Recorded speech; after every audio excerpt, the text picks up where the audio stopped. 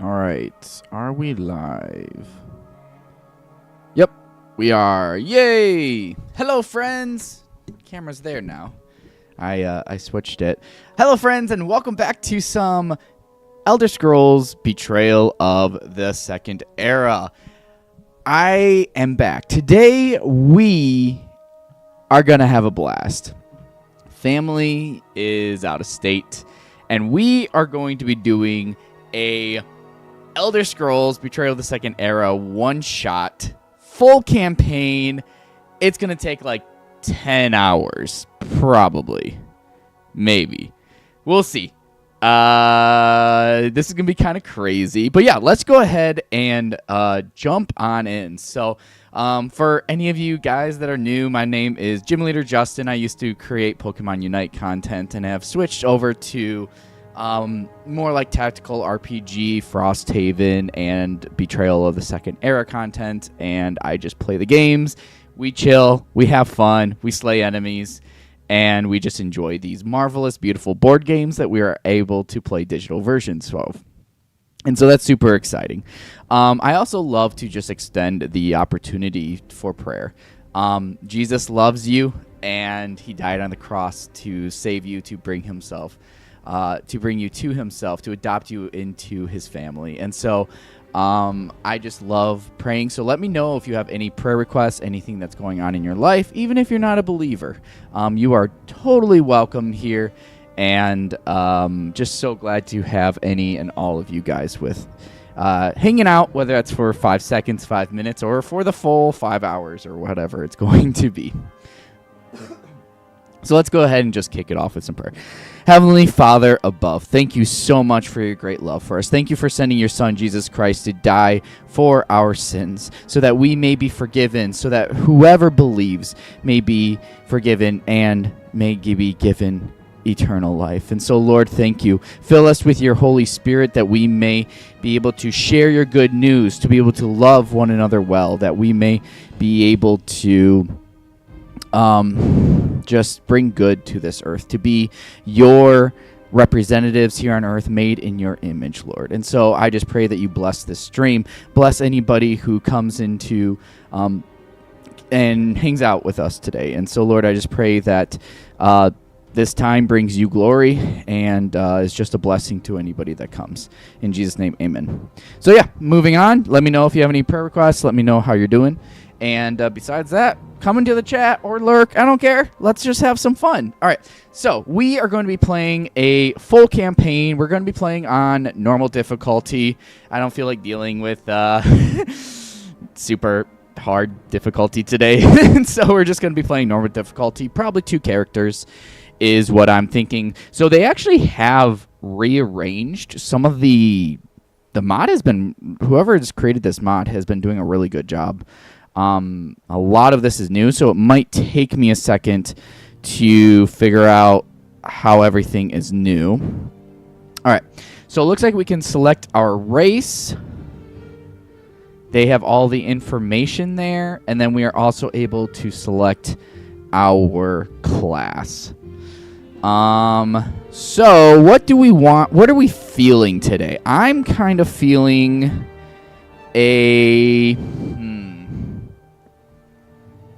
I'm kind of feeling a back row mage and a just like generic fighter.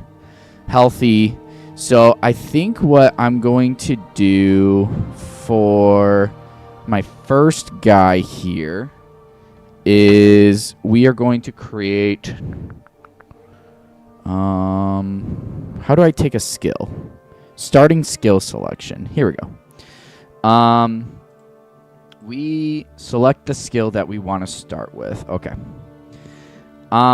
Let's go ahead and start with our backline mage, which is going to be Destruction Staff. Confirm. All right, and then that gives us 2 of these little guys. And then we are also going to... Okay, yeah, and then we can put these however we want. And then for our other guy, what's a good race? You know what? I think I'm going to play a Dark Elf. Once per battle during your turn, recover any 4 skill dice from your cooldown track, replacing each with light fatigue. So let's do a dark elf. I mean, she's pretty cool, right? She looks pretty cool. So we'll go with her as a dark elf with the destruction staff. And then the class. What class do we want to go with? Could go with a warden, a spell sword, sorcerer, scout, rogue, ranger, pilgrim, a night blade, necromancer, night healer. Yeah, you know, pairing this with the healer, because she's going to be hurting either herself or someone else, so having some way of healing is pretty good. Also, I could just pair her with being an archer, because then she's just like doing consistent damage outputting. Arcanist and acrobat. You know what? Let's just pair her with the archer, because then the passive of the archer is just going to allow her to be outputting a ton of damage. And so for the archer ability, at the start of your turn, if you are in ranged... Ew. Okay, that's actually not going to work. I forgot that it was only if you're in ranged. So you really got to pair that with the bow then. I could swap forms, but is spending a thing just to swap forms, taking a fatigue just to swap forms, is that good? Heal for HP equal to the number of enemies within your range. She also does only have 2 stamina, so that'd be 2 range for her. So actually, I think I'm going to go with not the archer. Alright, so how do I pick a different race for you then?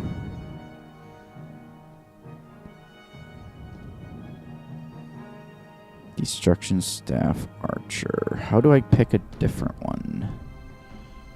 I guess maybe I'll just take it here and swap it over. Yeah, where do they have the extra classes? Here we go. Here are the extra classes. Now the question is, did it duplicate the archer or did it... Okay, yeah, there's an archer there. So I can go ahead and take this and delete it. Okay, so we're not going to do the archer. Warden, rogue, scout. You know, it would be interesting to possibly go one of these thief skill, or what are they called? Sentry things. Wow, my backlighting looks really weird with that.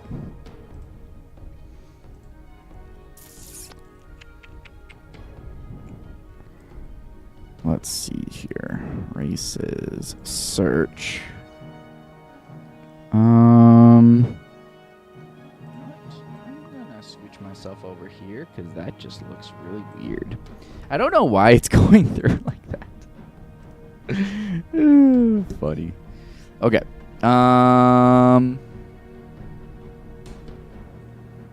Warden, Templar, Spell Sword. Once per turn, you may drain one available level 1 skill die to trigger the effect of any of its sides, as if you are performing an engage. Recover 1 drained skill die. The tenacity costs... You know what? Spell Sword, that'd be really cool. Because then, like, if I need to deal 4 damage or something, I can guarantee it. Let's do Spell Sword for our mage. That's going to be a sweet passive. And then for our upfront guy, we are going to pick the 1 hand, 1 shield skill line. And then we want somebody beefy. So maybe like an orc. An orc sounds fun. We'll pick an orc. Lots of health. And then we want to do... Acrobat is pretty cool because you can just like get up into them. I could pick you to be a healer or a knight. You know what? I don't think I've ever played the knight class. What? Ranger. The start of any enemy's turn, reduce its movement this turn by 1. Knight. After the party gains a side quest, you heal. If there's only one enemy within 3 hexes of you, deal 3 damage. Remove a status die from your cooldown track and apply it. At the start of any unit's turn, choose any enemy and play for the rest of the turn. Each engage targeting this enemy deals 1 additional true damage. Otherwise, there's Dragon Knight. If there are more undefeated enemies than undefeated party members, ignore 1 defense on your target. So if there are more enemies on the field than 2, I get to ignore 1 defense on the target. So this would help at the very beginning of a battle, which you kind of want. You get to ignore a defense. Each adventurer may move 1 hex. You may spend any amount of additional tenacity to increase the number of hexes each of you may move. So that gives you mobility. In any order, each adventurer may roll 2 enemy combat dice. That's not very helpful because I'm going to be in magic form. Interrupt. Before rolling dice for your engage, if you are using a weapon, your combat skill dice deals true damage. Gain 1 over fatigue and recover up to 2 drain dice. I do drain dice with this build, potentially. Enduring. After you defeat an enemy, you may remove 2 light fatigue or 1 over fatigue from your cooldown track. You know, I've never played with Dragon Knight, so I think that's what I'm going to pick for you. So we are going to have an Orc Dragon Knight. Let's go. Okay, perfect. So we have a 1 hand, 1 shield, Dragon Knight, Orc, and a Destruction Staff, Spell Sword, Dark Elf. Let's go ahead and pick what we want to do. Do we want Black Marsh, Cyrodiil, High Rock, Western Skyrim, Eastern Skyrim, Morrowind, or Valenwood? I would say that typically my favorite is Valenwood in general, but what if we went with like a Skyrim one? I haven't played too many Skyrim or High Rock. High Rock can be really hard though. So let's go ahead and select. You know what? I'm kind of feeling feisty. I've never beaten High Rock. I've attempted it like 3-4 times, and I've never beaten it. So let's do a High Rock setup.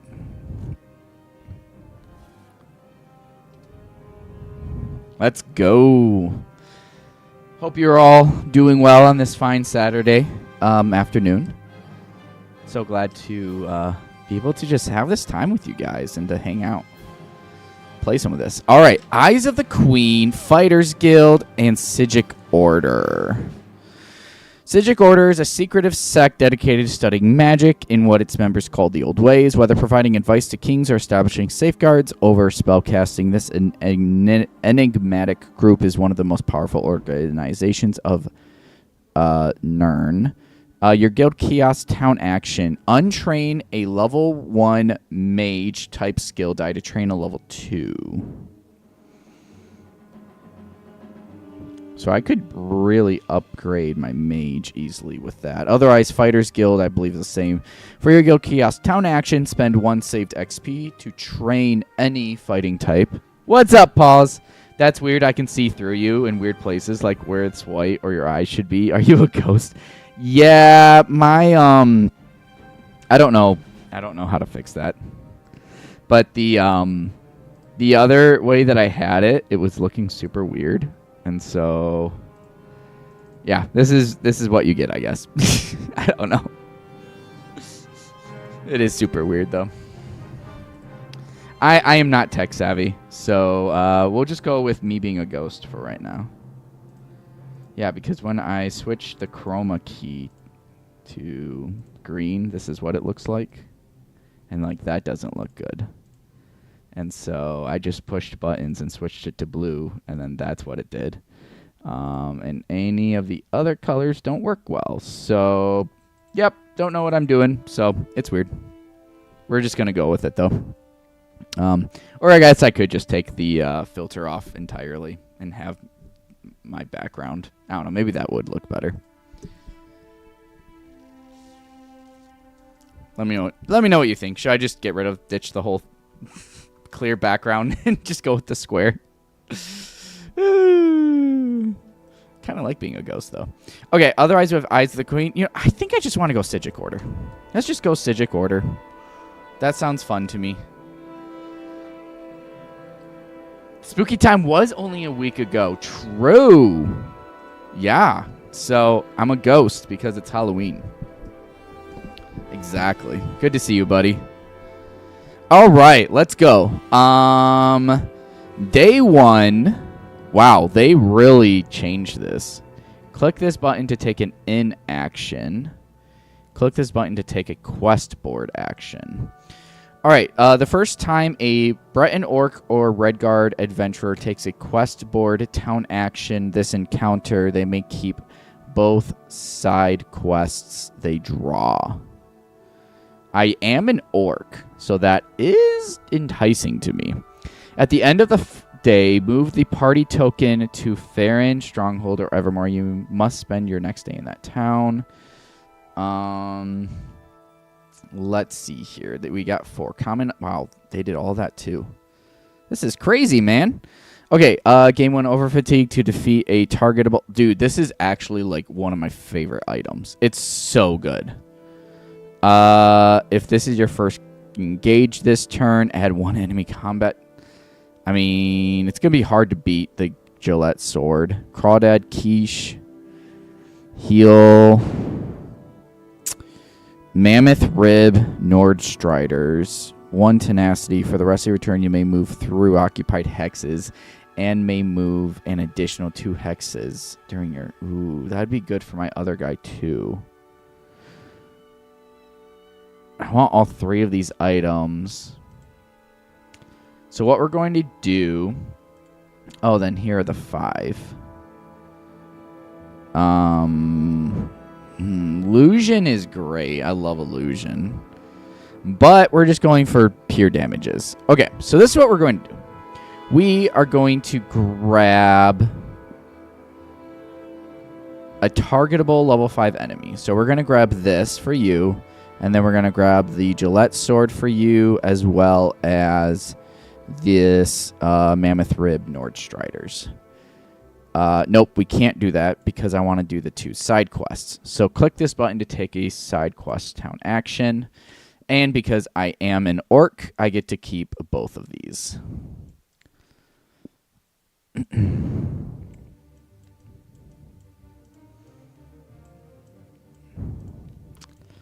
Sweet. All right, so that is the finish of day 1.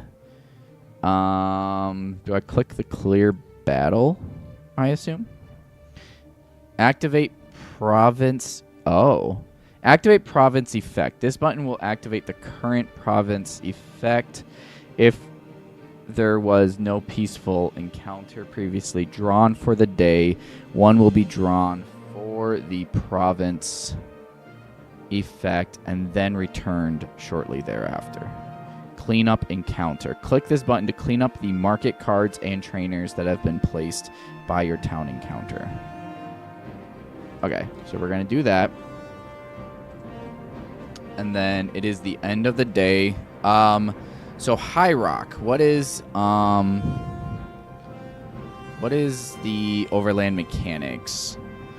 Having endured centuries of strife between the Bretons and Orcs, in addition to many other rogue factions vying for power, the province of High Rock continues to endure frequent unrest. At the start of the session, place a book token on the 0 of the unrest. When triggering the activate province effect step, increase or decrease unrest as determined by the day's symbol. When an encounter refers to unrest, it is referring to the specific number on the unrest track. In addition to the number itself, effects will commonly refer to the current unrest level. The unrest level is defined by the following ranges: peaceful, tense, dangerous, chaotic. The effects of unrest are primarily felt in encounters and determine the strength of enemy skill native insight. Certain effects and encounters increase or decrease unrest immediately upon the completion of a side quest. Ooh, I did pick 2 side quests. That's sweet. The party may choose to decrease unrest by 3 for me. Unrest cannot decrease below 0 or above 5. Insight. After this unit is defeated, all allied units heal for HP equal to the current unrest. Dang.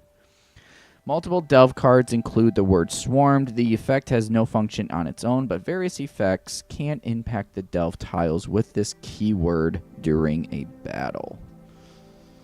Cool. What is my quest? So I joined the Sijic Order.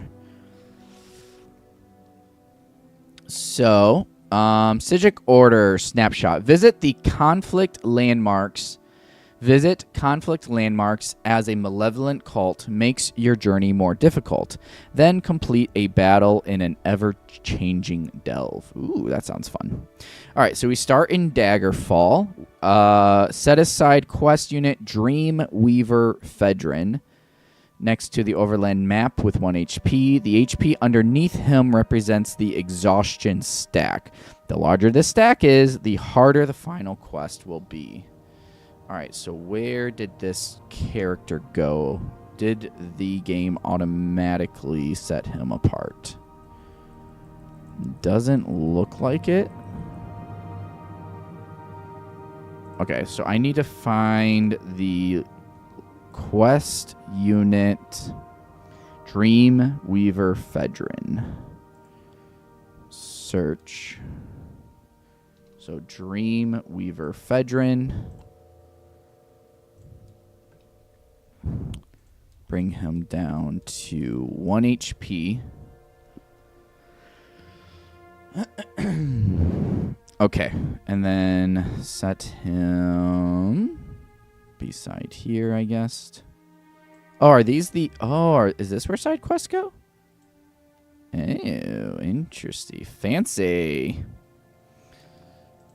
I guess. Okay.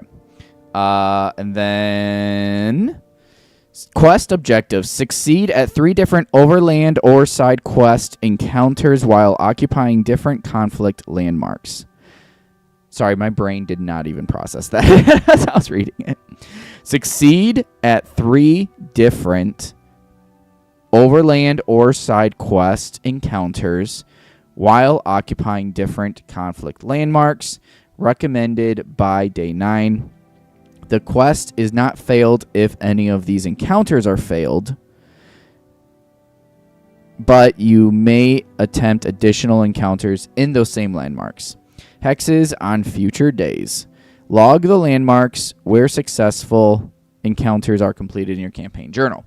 All right, succeed at 3 different overland or side quests. Okay, sweet. So we begin our journey here in Daggerfall. So we want to go to... Oh, yikes. The next ones are like all the way over here. But I guess we'll go over here. Now the question is, do I want to hit these 2 peaceful landmarks first in order to get a few XP before hitting that? If I go like 1, 2, 3, 4, 5, 6... 7. That kind of sounds good to me. It's good to get a few, easy XP under your belt before you go. So we will go ahead and do that, and go to Miltrin's fishing cabin. Oh wait, that's on day 2 though. So hold up. So what is this? Okay, so this is our day counter. This is our XP. This is the battle round. Perfect. 11 overland. Okay, day trackers. First player. We don't have to worry about that. Sijic Order. For your guild kiosk, I can untrain and untrain. I think I already used both of my actions because you grabbed both of those. Oh, and then you're going to trade this over to him because I think you're going to want to be able to move through people more so. And then you have that. So that was 1, 2, 3, and then 4 total actions. All right, and then we should review our side quests, and then I think we can continue on to day 2. All right, Bard Harder. Complete a number of the following tasks equal to 2 in numerical order. Place health on this card to track how many tasks you have been completed. Okay, complete. So I have to complete 2 in numerical order. So 1 and 2. So no way am I going to eat this stew. As a free town action, adventurers must discard a collective total of 4 items. Food counts as 2 items for this task. 2, a 4-bear warrior song. An adventurer must defeat a level 20. Once the final task is completed, complete this quest. Each adventurer may gain 5 tenacity, gain 1 experience during the day's reward phase. And then we have another day draw. After initiating an encounter on an unstable landmark, but before the day's reward phase, each adventurer draws enemies from the 10 and 20 enemy bag until they draw a Daedra enemy. If both sides of the enemy chip have Daedra enemies, the adventurer may choose which to use. Then they gain 1 light fatigue equal to the enemy's combat stat and tenacity equal to the enemy's defense stat, and return all drawn enemies to the bag. After each adventurer has done this, complete this quest and gain 1 experience. Skip the day's adventurer's rest step. So after initiating an encounter on an unstable landmark,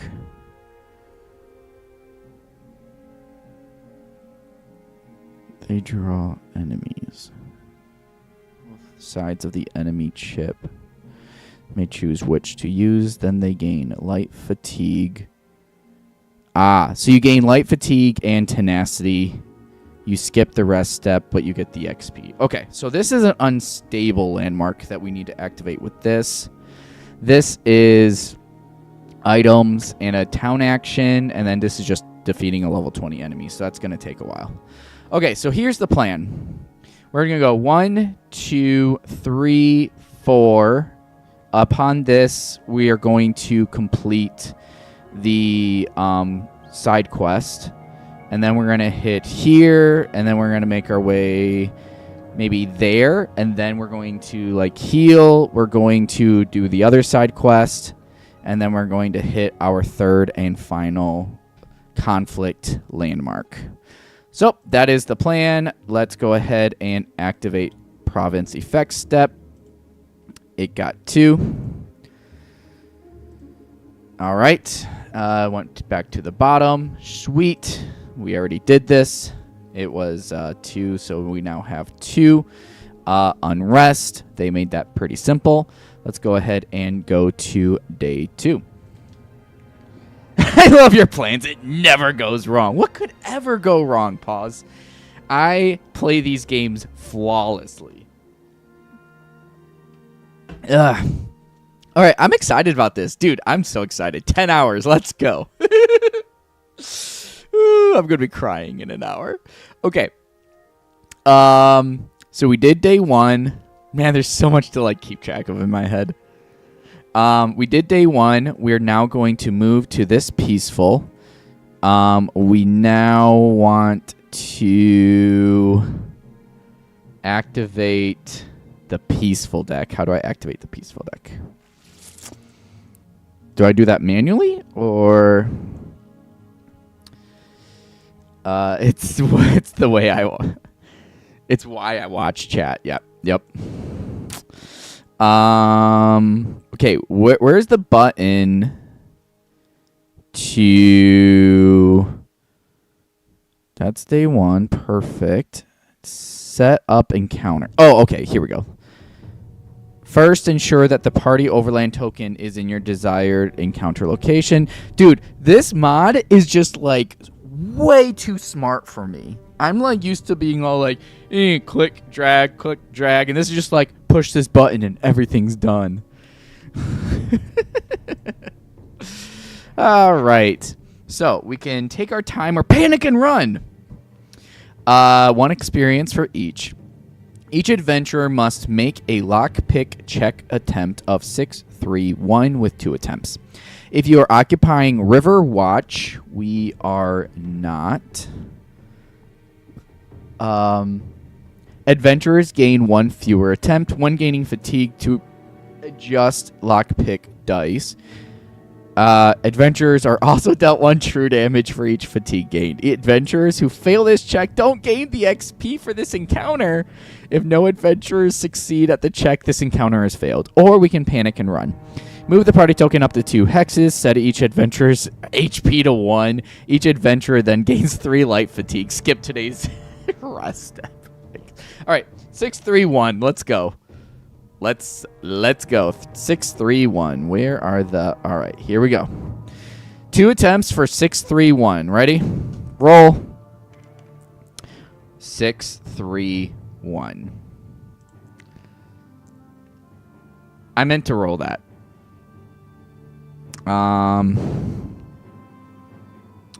Yeah, 631.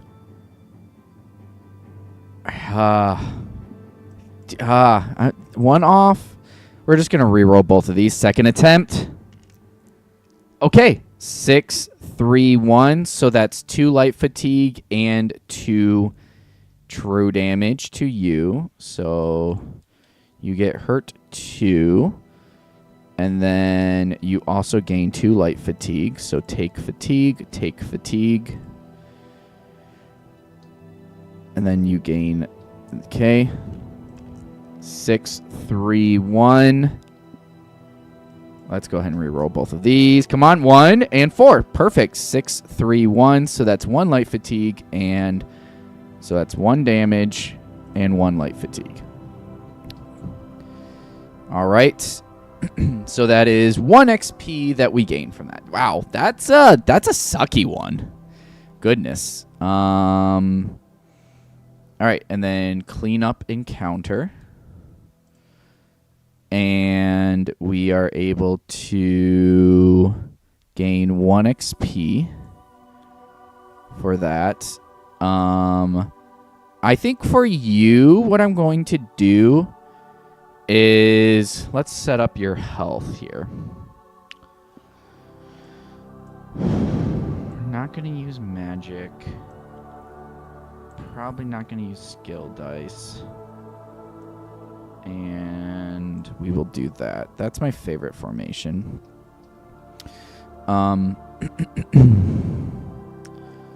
Skill die, skill die. Okay, and then you've got 2 magic stats. 2. That's actually, I should really get that up to 1. But I think what I want to,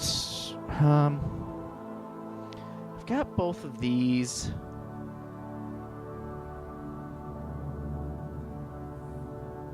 I do have a combat die though.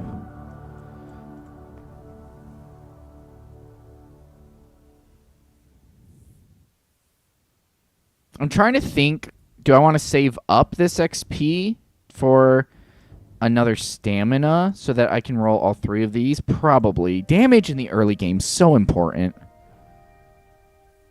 And then I might go for like 2 more. Yeah, because then once I can roll 3 dice every turn and then gain like 2 HP, I think that's going to be my best bet.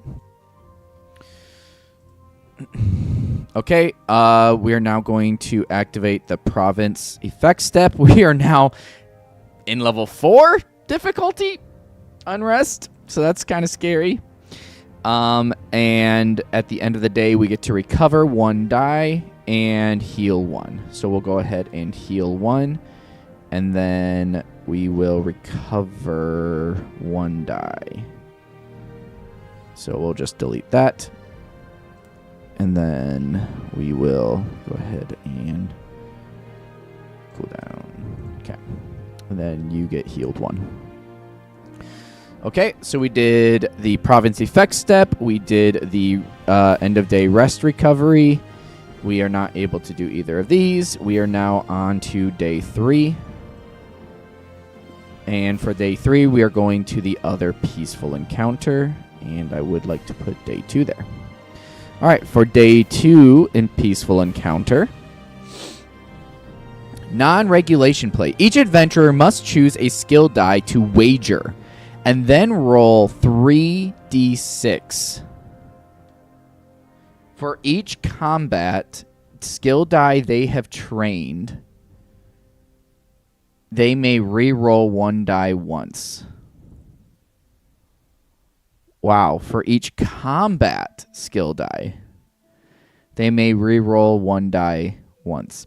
After an adventurer stops rolling, if the dice show numbers equal to their health, oh no, my health is low, health, stamina, and cooldown stats, they win and may immediately train a valid skill die in the same line as the wagered skill die. If a stat is higher than 6, treat it as 6 for this encounter. If the D6 do not match, they must immediately untrain the wagered skill die and gain 3 tenacity. After each adventurer has taken a turn, the party may make a social check, which I don't have any tenacity. If successful, each adventurer who untrained a skill die may choose to retrain that skill die. This encounter is successful regardless of the outcome. Okay, each adventurer must choose a skill die to wager and then roll 3d6. So a skill die to wager. Oops, I didn't do her stuff. Probably this. And then this goes here. These go here.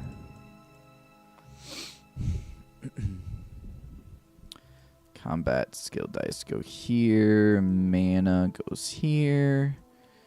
And that goes there. Okay, I have to wager a skill die.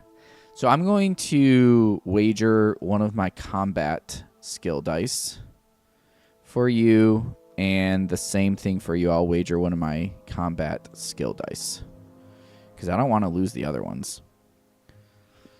Although if I wager one of my destruction staff, that would be worth 2 experience. All right, I'm going to have to actually think about this a little more. Each adventurer must choose a skill die to wager and then roll. So we're rolling 3d6.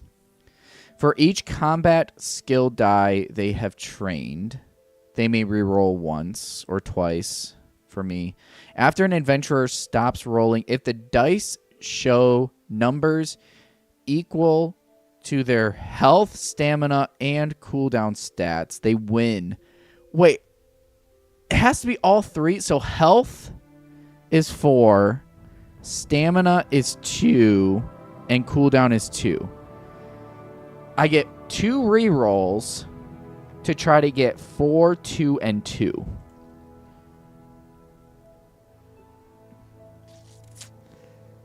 If the dice show numbers equal to the health, stamina, and cooldown stats, they win and immediately train a valid skill die. What are the chances of this? A 4, 2, and 2? If the dice don't match, they must immediately untrain the wager die and gain 3 tenacity.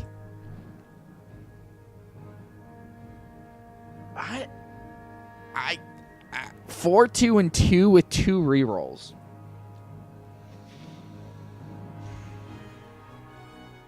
That sounds like really bad odds. I'm not going to risk it. I'm just going to lose these. Okay, so you get... My Dark Elf gets 3 rerolls, and she needs 4, 2, and 2. 4 for health, 2 for stamina, 2 for cooldown. 4, 2, and 2. This with 2 rerolls. 4, 2, and 2 with 2 rerolls. 4, 2, and 2 with 2 rerolls? Yeah, this is not going to... Oh! That actually almost landed. Okay. Yep, so you gain 3 tenacity. And you lose a combat skill die. Rough, man. All right, and then for my orc, I get 5, 2, and 3. So 5, 3, and 2. 5, 3, and 2. 5, 3. 1 roll. 1/6 chance. Come on, 2. Come on, 2. Oh, we got that 2. Let's go. 5, 3, and 2. So that actually means that I win a combat skill die. I believe. That's what that means. If they win, they may immediately train a valid skill die in the same line as the wagered die. Should have done it, man. I should have risked it for the biscuits for the one hand, one shield. I should have done it.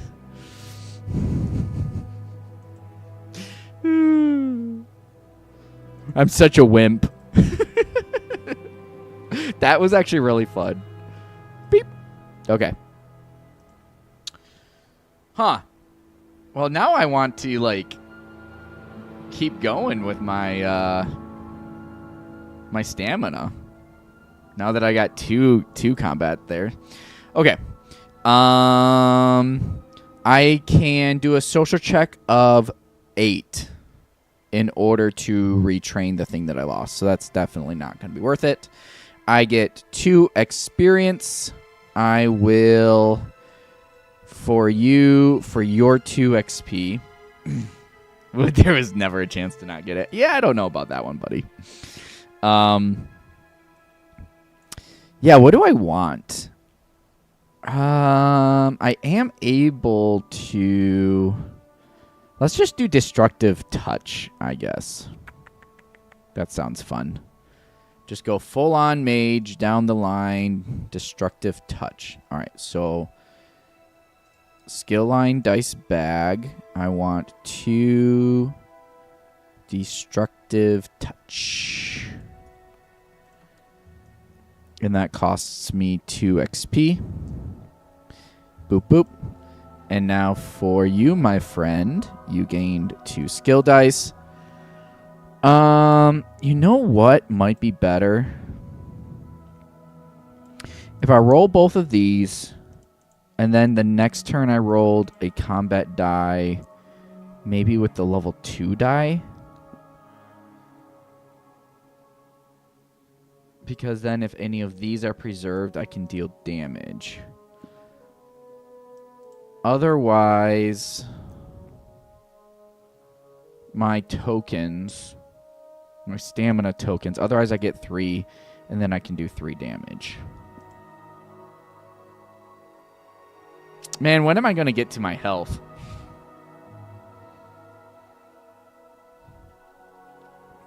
I think I want to do that. I think I'm going to do that. Okay. 3. Being able to roll 3, though, because I got 3 stamina, or 3 cooldown. So it makes sense just to do the 3. All right. And also movement. I'm going to grab the stamina. Okay, so we did that. So now we need to do cooldown and heal. So you heal back up to 4. We recover 1 die, heal back up to 5. And then we do the province effect step. It goes down. All right, thank you. And then we move on to the next day of day 4. And this is going to be our combat day. So this is going to be where we are able to achieve our main quest. So set up encounter. Sever the link to oblivion. After deploying enemies, calculate a second enemy points using as many Daedra as possible.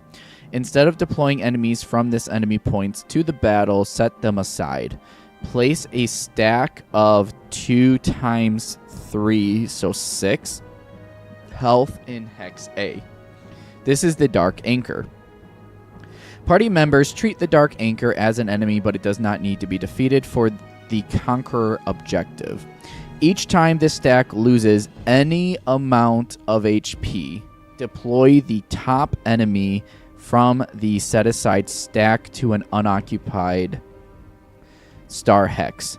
If this clash is successful and the Dark Anchor is defeated, add 1 XP to the encounter reward. So from 2 to 3. Ooh, this sounds fun. And I am at 4 XP currently. All right.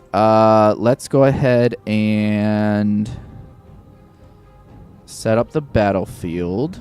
All right, so how do I do this? Do I grab the maps then, and then I can deploy them? Okay, so I have 8. So I need a 5, and then a 1, a 1, and a 1. All right, and then I need another with as many Daedra as possible. So then I need to go to the enemy stack and do as many Daedra as possible. So search for Daedra. Daedra. So you are a Daedra.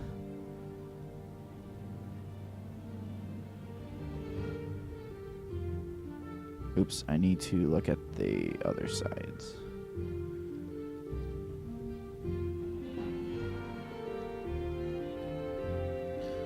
Okay, Daedra, Daedra, Daedra. You are a Daedra. And you are a Daedra. Alright, that's the max number of Daedras that I have available to me. Okay. So these get activated if when I attack the dark stack. Okay, otherwise... what dark? So this is high rock, so... yeah, let's just use the regular Clash map, I guess. Okay, and then the entrance tile. Whoops. Beep, beep, beep, beep, beep, beep, beep. Like that. Lock you, lock you. All right, and then we've got star, star, 6, and A. So in A here, we need 6 health. So let's go ahead and grab 1 and 2. So 6 health. If we destroy that, we get an extra XP. But then we also have to kill everything. So we've got 1, 2, 3, and 4. For 8 total combat. Man, whenever I load up these battles, they just always are so formidable to me, and they seem like, it's going to be impossible for me to actually achieve this. Okay, but we have damage, so... Alright, so we have Steel, Bane Disrupt, 3 range, Stalwart, and Steel. Okay, these are all... He's going to be attacking all of us. I've got 3 movement. He's got 2 movement. 1, 2, 3. So I think we chill back here for a turn. All right. So on my turn, are they ranged at all? No. Okay. So on my turn, what I'm going to do is I'm going to go into defense mode and then roll this. So roll dice. All right, you got 1 defense, and same thing with you. I'm going to go into defense mode. And do I roll both of them? I don't think so. I think I just roll 1 so that I can roll these 3 together. So roll that. 1.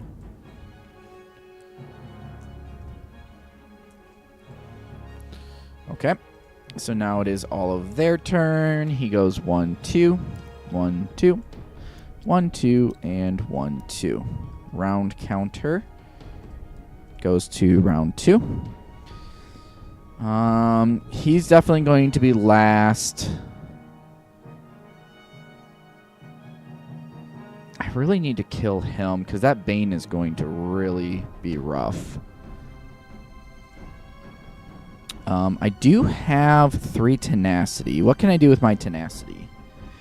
Once per turn, you may drain 1 available skill die to trigger the effects of its instant side. Recover a drained skill die. Oh, that is recover.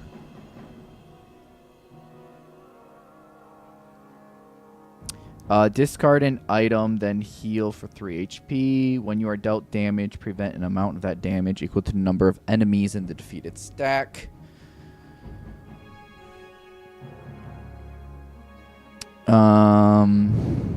Reaving Blows is not going to drain an available. Yeah, that's not going to matter. Magic. Refresh any one adventurer's race ability. Oh, yeah, race abilities. I always forget about these.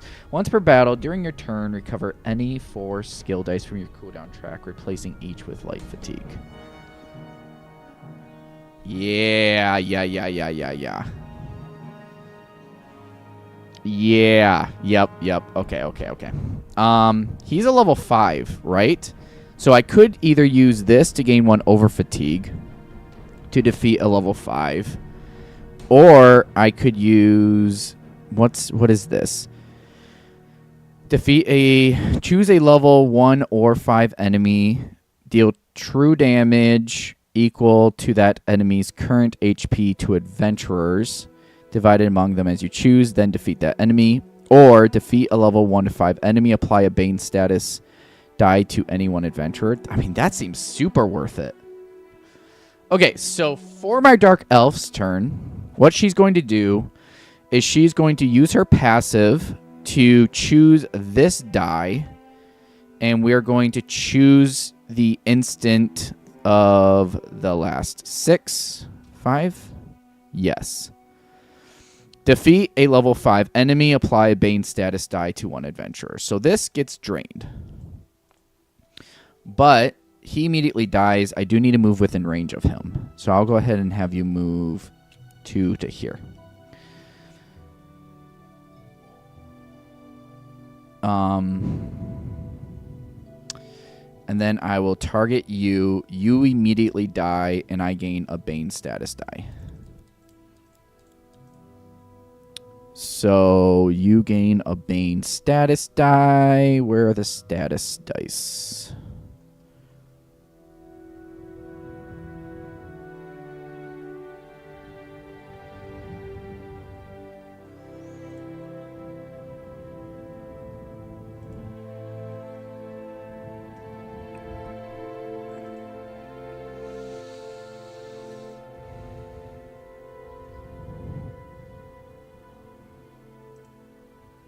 Help!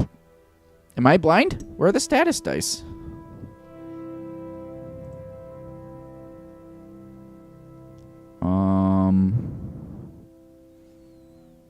Defeated monsters. Tokens, health, loot. Oh, yeah, loot. Where is their loot on the map? In the frontier.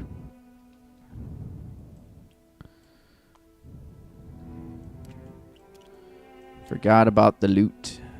Oh, so you gained the loot. Let's see if you actually gain it, though. Where are the status dice? What am I missing? Status dice.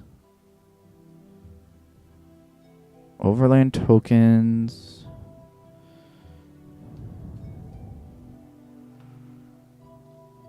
Gain a status dice? Exhaust die, drain die, place active. Return to supply, return to row.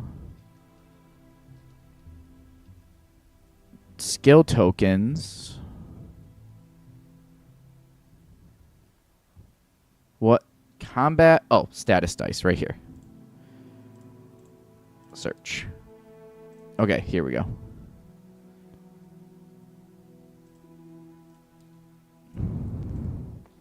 Okay, and then we gain that status die. Right? I believe it's a wound. Apply a Bane status die to any one adventurer. Yep. Which he was going to be doing anyways. Okay, perfect. And now I can spend... I could spend 2 to recover it, which might not be a bad idea. I will go ahead and spend 2 to recover it. Actually, we're not going to do that until we actually need it. Do I want to use it again is the thing. I don't think we need to. So I'm going to go ahead and take these two and roll them. Okay, so that is a true damage and tenacity. I could refresh my race ability. Okay, gain 2 tenacity and deal 1 true damage to any one adventurer. When you are about to be dealt damage, prevent an amount of that damage equal to the number of defeated enemies. So I could prevent 1 damage.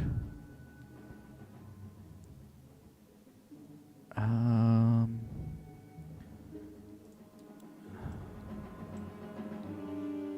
don't think I want to do that.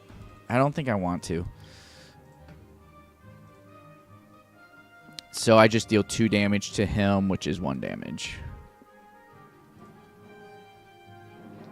Actually, I should have targeted him. Doesn't matter who I target. I should focus on the weaker guy. So yeah, I should focus on him. Okay, sorry, took forever. And then both of these go here.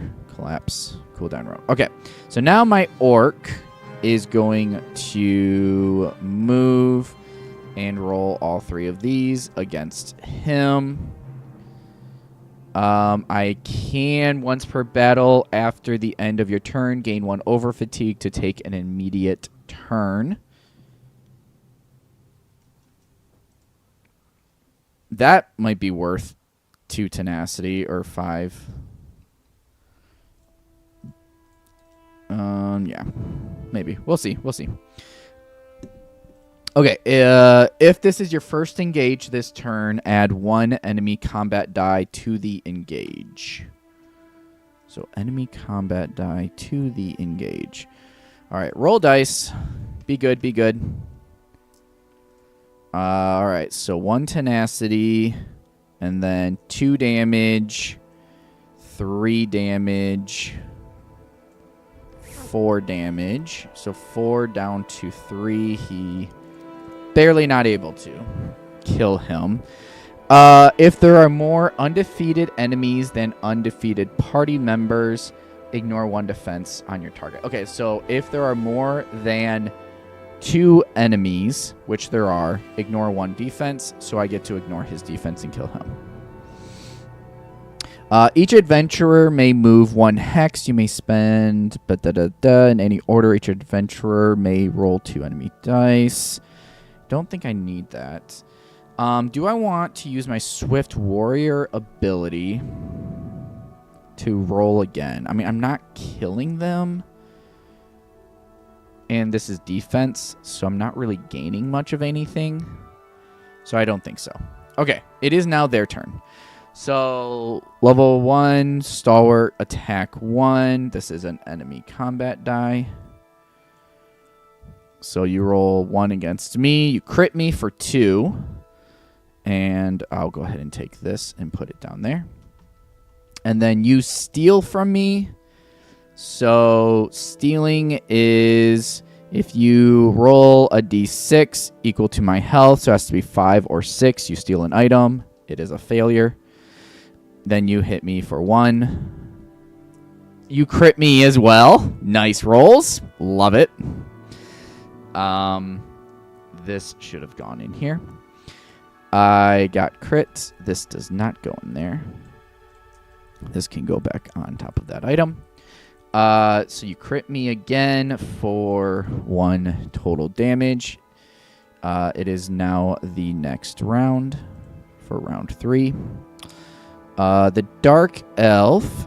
So you take 1 true damage, and then you do cooldown.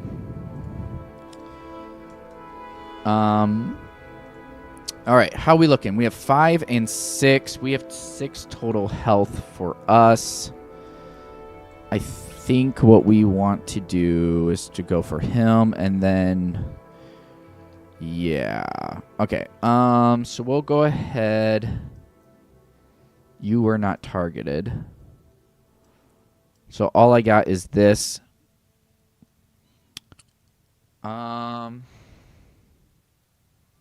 Do I want to use this ability? Probably.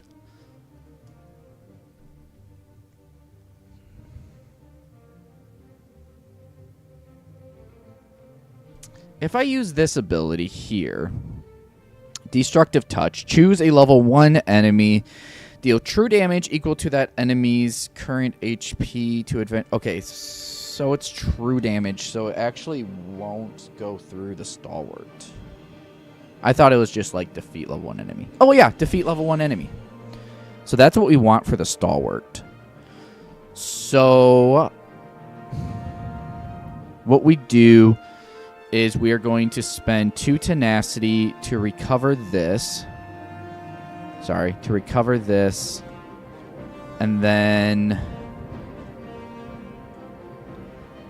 we will... Why is that looking weird? And then we will roll this as well. All right, so roll both of these against the Stalwart enemy. And we got the second one.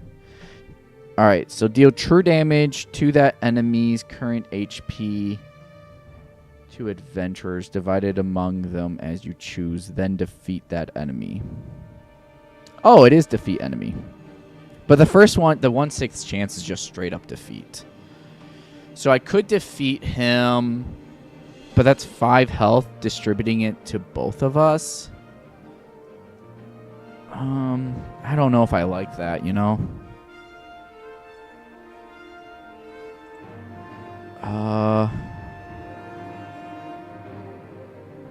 Then I gain a tenacity.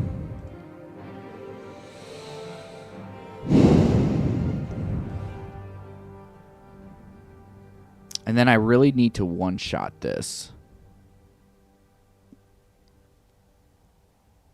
5 health would be 1, 2, 3, 4. So I can't even activate it. I don't have enough health.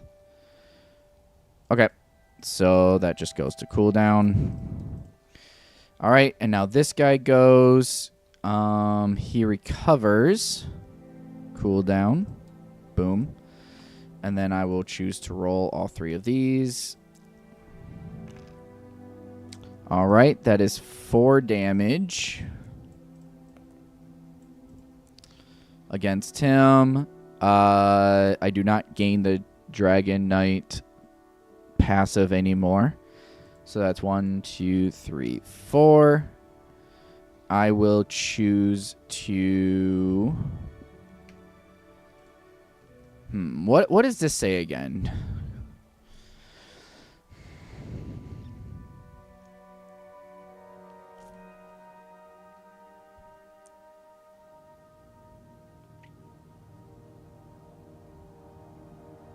Each time the stack loses any amount of HP, deploy the top enemy from the set-aside stack.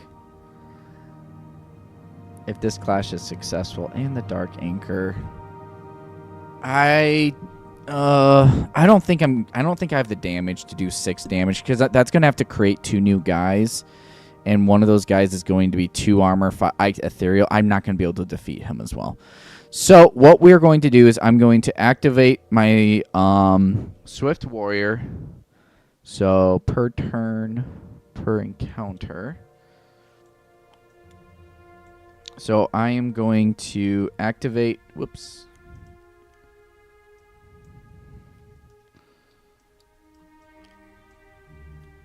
Oh.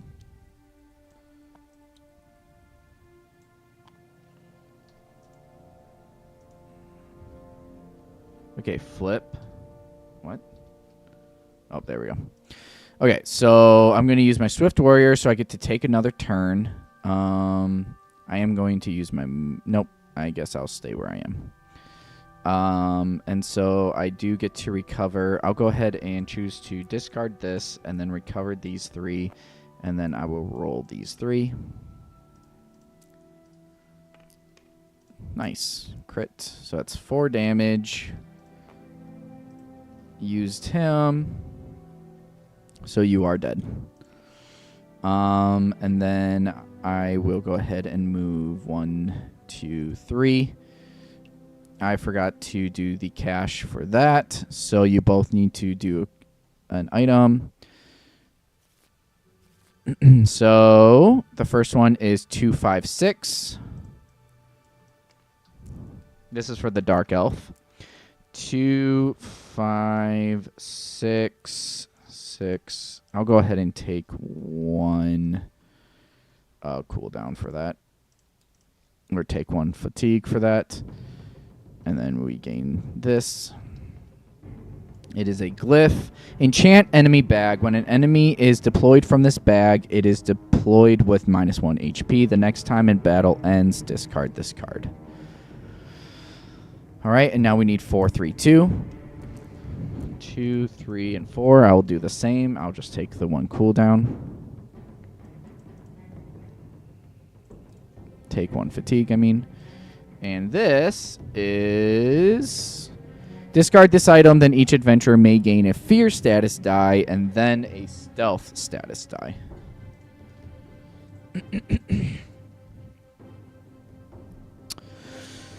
Okay, and then this guy attacks us for misses. All right, and then next battle. All right, we'll get this going. Okay.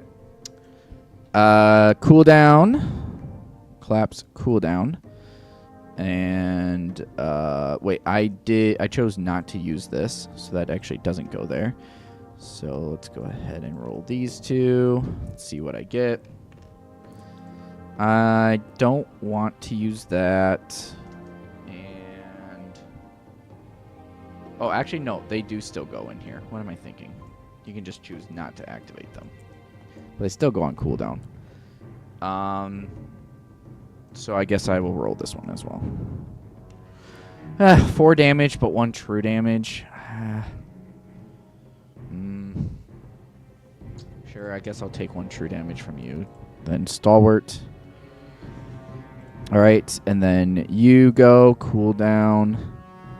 You have armor, so we just use these 2. Roll. 3 damage, so that's 1. Yeah, there's just no way I'm going to be able to do that. And then he hits us for 0 again. Round 5. Cooldown. Hopefully this hits.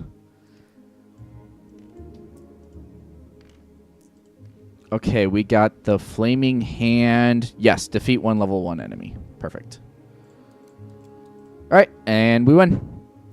And then these caches can be deployed back into here. And then, yeah. All right, clean up encounter. Clear battle. I should not have cleaned up that encounter. Oh, yeah, that's fine. Because then I can activate province effect step.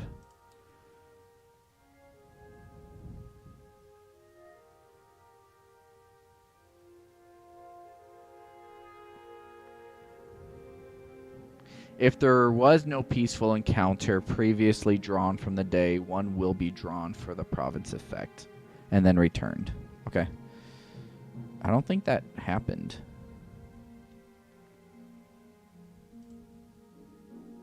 Whatever.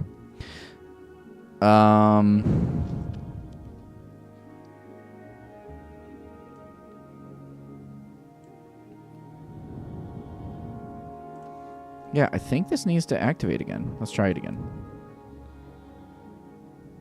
When ready, proceed to the next day.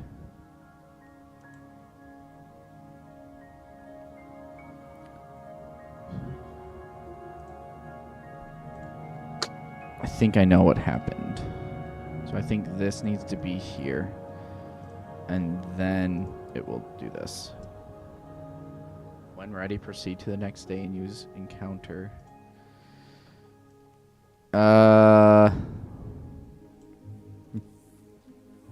We need to use, so 1, 2, 3, 4. We definitely are supposed to use, oh, it got put to the bottom, I guess. Okay, I don't know what's going on, but we'll just let it be.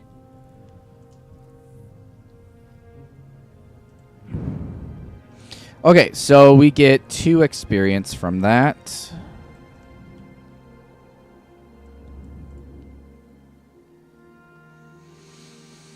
I totally forgot to use that. My bad. Okay. So we got 2 XP. At the end of the day, we can recover 1 die. And we can heal 1. Recover 1 die, heal 1. Okay.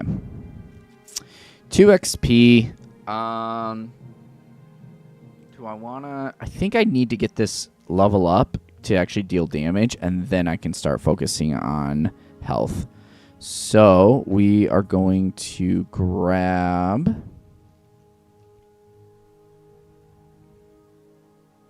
this skill line, and then we want our level 2 1 hand, 1 shield.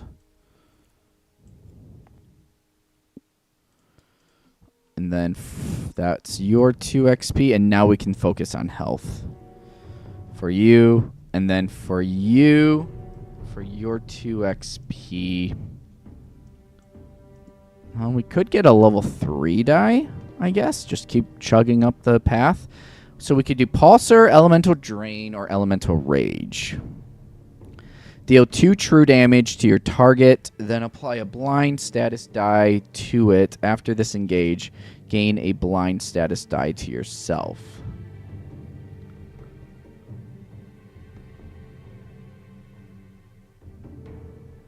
Deal 2 true damage to your target and 1 true damage to each unit adjacent to your target. All units that take damage from this skill then gain a blind status die. After this engage, gain a blind status die yourself. Elemental Drain. Apply this die to your target. When the enemy this die is applied to is defeated, apply this die to an enemy adjacent to it. Then deal that new enemy 2 true damage. If there are no adjacent enemies when the skill line would trigger, recover this die. Ooh! Let's use Elemental Drain. That kind of sounds sweet, and I don't think I've ever played with it. Yeah, that sounds fun. Elemental Drain. Elemental Rage? Nope, not Rage. Elemental Drain. That sounds fun. All right, so that is your 2. Oh, I should save up for this. Oh, well. I'm not going to be smart. Who needs cooldown? I have this as cooldown.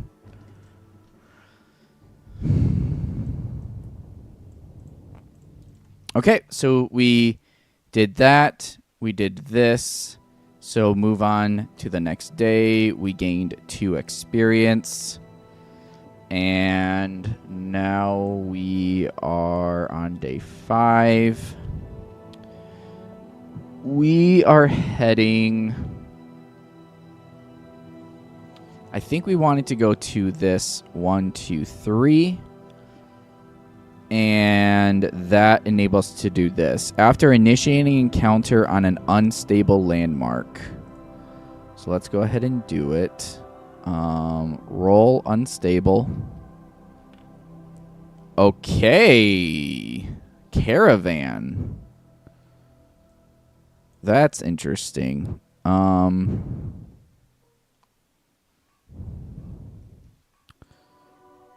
right. Traveling caravan. At the start of this encounter, the party must make a social check determined by the current unrest. So the current unrest is tense. So I need to make 4 social check. Adventurers may roll combat skill dice as if they are speech skill dice. Adventurers do not gain tenacity from nulls. If unsuccessful, each adventurer must discard an item or be dealt 2 damage. There is no in. But there's 8 common items.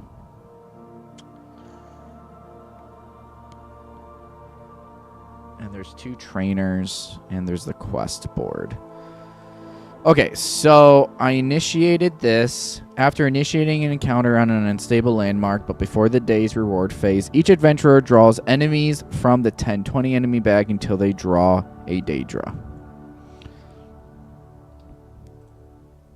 Search. So we'll just go down the list. Daedra.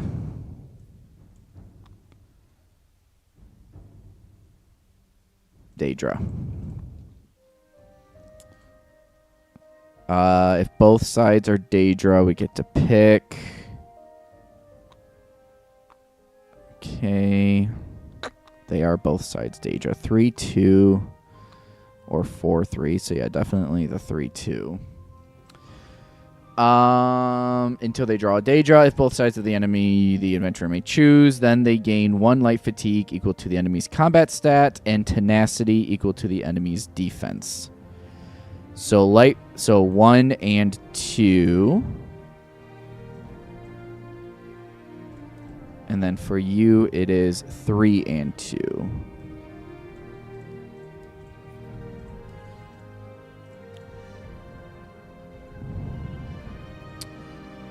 If both sides of the enemy chip equal to the enemy's combat stat and tenacity equal to that, and return all drawn enemies to the bag. After each adventurer has done this, complete this quest and gain 1 XP. And I have to skip the rest phase. Okay, but I do gain that 1 XP.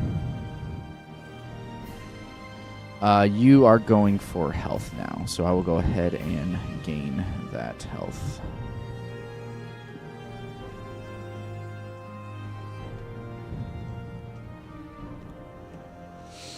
Okay, and now we can resolve this. Tense, so I need to spend 4 XP and combat dice if I so wish. I think I'd rather just spend the 2 tenacity.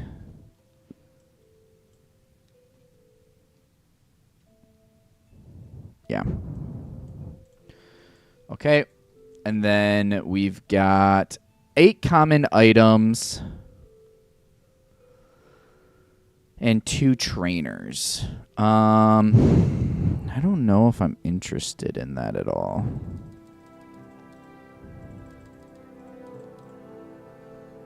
I guess we'll just see what the trainers are. Okay. Daedric, yeah, I'm not really interested in either of those. And then 8 common items. 1, 2, 3, 4, 5, 6, 7, 8.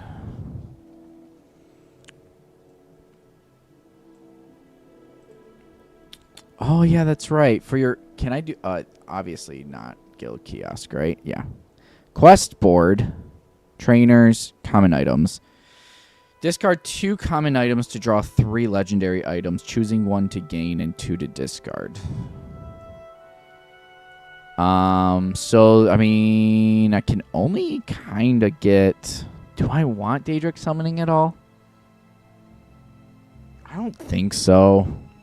Do I want hand it? So, I don't think so. All right.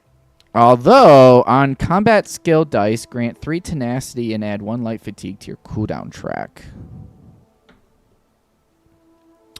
Add 1 enemy combat die to an enemy engage. After the engage, add 1 enemy combat die to an enemy engage. After the engage, gain 1 tenacity for each damage the enemy dealt. I don't want to do that. That hurts me. 3 tenacity. Remove 1 over fatigue from your cooldown track.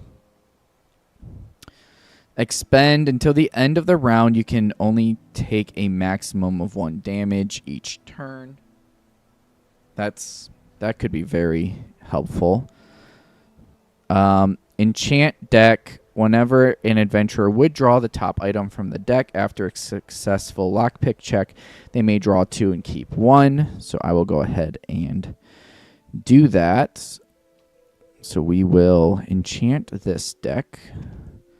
So that's 2 items that I've gotten. I can get a total of 4.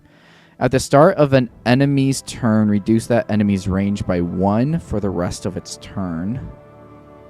Discard this item, then gain 3 tenacity, or each adventurer gains 1 tenacity. Expend, gain a stealth status die. I do not really like any of these items. None of them are very good.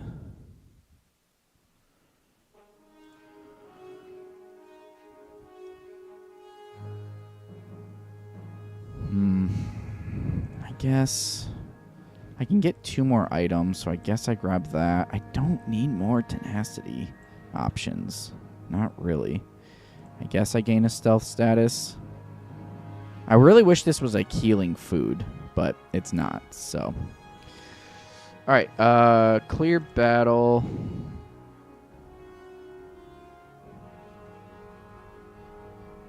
Clicking this button will clean up any battle hex tiles and return all defeated enemies to their respective bag. Ensure that you have first removed any companions that will persist, as otherwise it will be returned to their respective bag. The current encounter. Oh, interesting. Well, that is... Okay.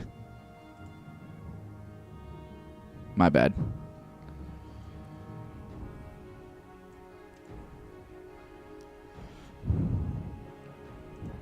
Okay, I did that wrong. It does it for me. That's fine. Take you guys, go here. All right, and then activate province effect. Okay, it's not doing it. Let's go ahead and grab this maybe, and then do activate province effect. I don't know why it's not activating the province effect step, but we will do it. That symbol.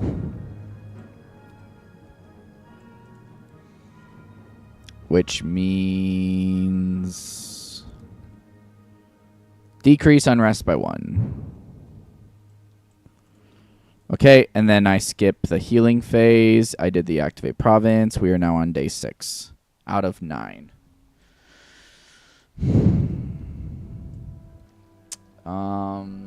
Do we want to go to a peaceful encounter before heading and defeating this one? How are we looking? I think so, because I think we're a little fatigued. Yeah, let's do that. All right, set up encounter. Okay, that's why it was being weird, because you have to do the setup encounter thing. All right, take him up on his offer, draw a side quest, and place this card with it after this side quest is completed. Draw a side quest and place this card with it. After the side quest is completed, gain 3 XP. Oh, I completed a quest, so I can reduce this down by 5.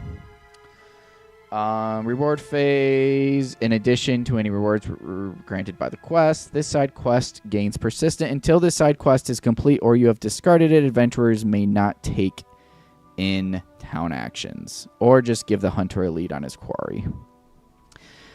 So 3 XP is pretty good. The thing is, are we going to gamble in not being able to heal ourselves? And are we going to be able to do the side quest that this requires in 3 days? I think I'm just going to take the easy XP.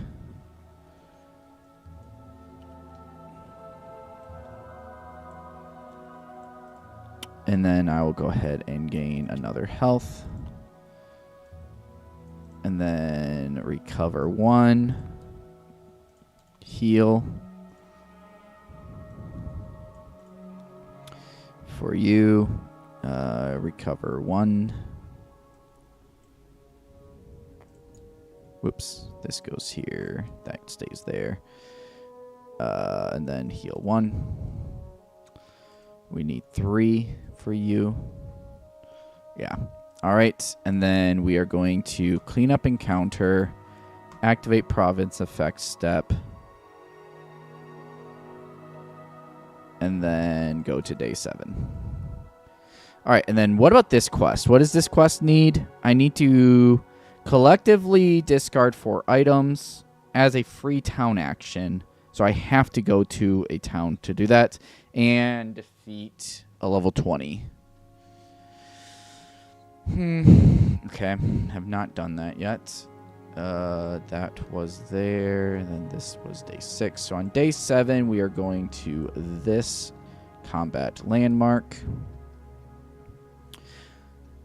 Okay, adventurers cannot move onto caches. Enemies always move toward and attempt to move on to the closest cache. After an enemy moves onto a cache, each adventurer is dealt 1 true damage, and the cache is discarded.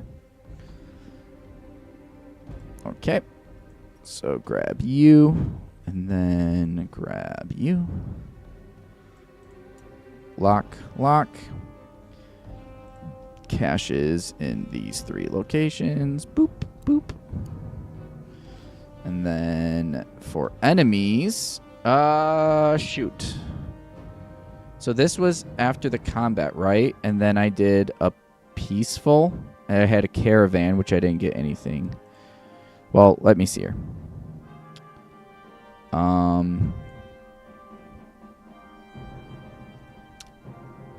4. 1, 2, 3, 4, 5, 6, 7, 8 XP. That sounds about right. 1, 2, 3, 4, 5, 6, 7, 8 XP. Yep, we're at 8 XP. So 8 experience. So 8 experience, so that's 16. So one of you, and one of you. And then 1 goes here, 2 goes here, and 3 goes here. Okay. We deploy here and here. We are fully healthy, not fully recovered though. Okay, I will have my orc go first this time around, just so that when she, like, if she rolls the true damage distributed thingy, that she is able to do it after they take damage. All right, he has Intimidate and Native. Once again, what is Native? Native is after this unit is defeated, all allied units heal for health equal to the current unrest. Everyone would heal 1. Ethereal, recover. She recovers 2. Yikes. And then dodge.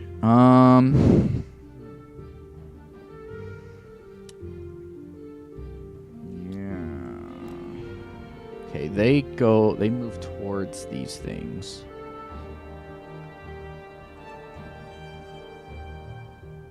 I could get rid of her with my potion.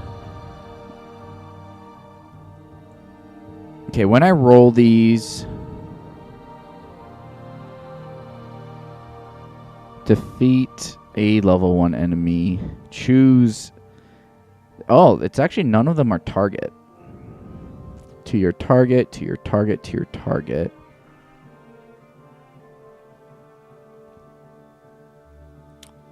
But I can also use this. Okay, so what I'm going to do, so at the start of, well, you go first, so cooldown.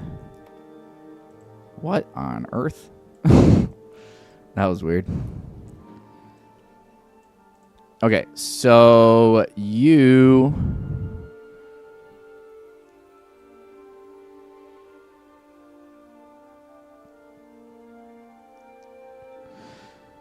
are gonna go 1, 2, and then you're going to hit him with these 3. Actually, I might be able to just kill him potentially. We'll see. Roll. Ooh, nice. Okay, so that's 1, 2, 3, 4, 5, 6 damage, I believe. Okay, so that's the better one. Exhaust any number of shield discipline dice from your active slots and deal 3 damage to your target for each die exhausted this way. And then I can also roll this for my first engage. So that's 1.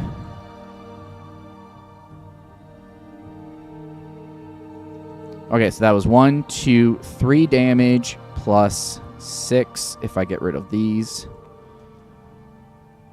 So 1, 2.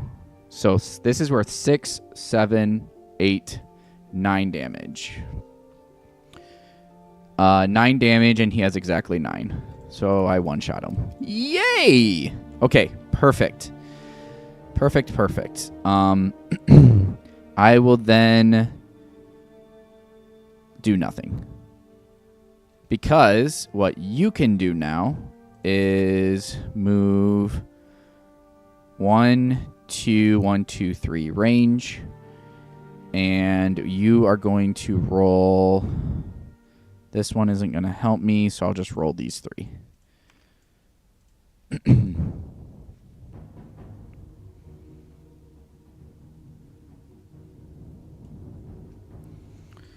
And then we'll see. Whoops. Roll. Okay, so I got the choose a level 1 or 5 enemy. Deal true damage equal to that enemy's current health to adventurers, and then you defeat it. So 4 damage divided amongst us. 1, 2, 3, 4. So she is defeated, and then I gain a tenacity.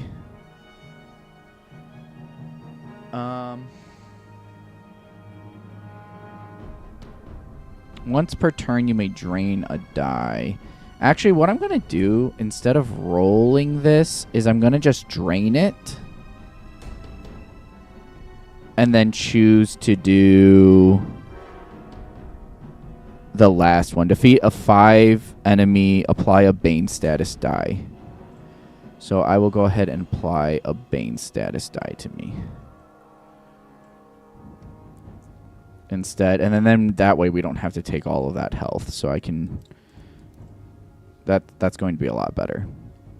All right, and then I know that I did that, so then I could target him with these dice. So then I dealt 1, 2, but he has dodge. Yeah, so that's what I'm going to do. I'm going to do that first. Collapse row. Okay, so I did your turn. All right, so now you go here. You hit me for 1 dodge. He always goes here. He activated a cache. After an enemy moves onto a cache, each adventurer is dealt 1 true damage. And then he hits me for 1.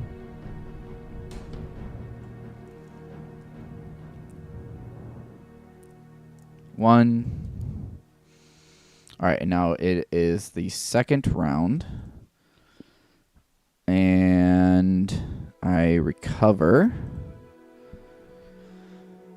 I'm just going to use my special ability to take a second turn. Once per battle, after the end of your turn, gain 1. Okay, I'm supposed to gain 1 over fatigue. I did not do that last time. My bad. Okay, so take over fatigue. And then I get a new thing that's supposed to go there. Okay, and now I can roll all 3 of these against him. I can move 1, 2. And then this is my first engage as well. Roll dice. Okay, so that's 1, 2, 4. So that's 6. 6 damage against him, and I win. Okay. Let's go ahead and clear battle. Clean up encounter. Activate province.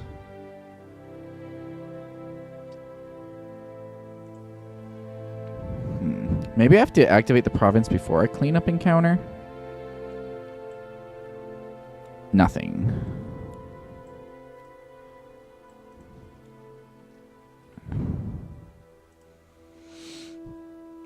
Okay, and then I do gain my 2 experience from that. Sweet. So that's 1, 2. How would I like to distribute this? Okay, and then I can heal Heal back up to 7. Get rid of the over fatigue. 2. Do I want to get another health? Or start working towards my next thing? I think I just...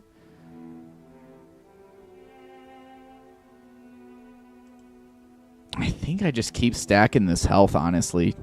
Just be as healthy as I can. Be as tanky as I can. Because this is just so good. But then if I get the crit, then I lose them. Yeah, I like that. Just keep stacking that health. And then for you, you get 4 XP. We'll go ahead and spend 3 of that to gain this cooldown.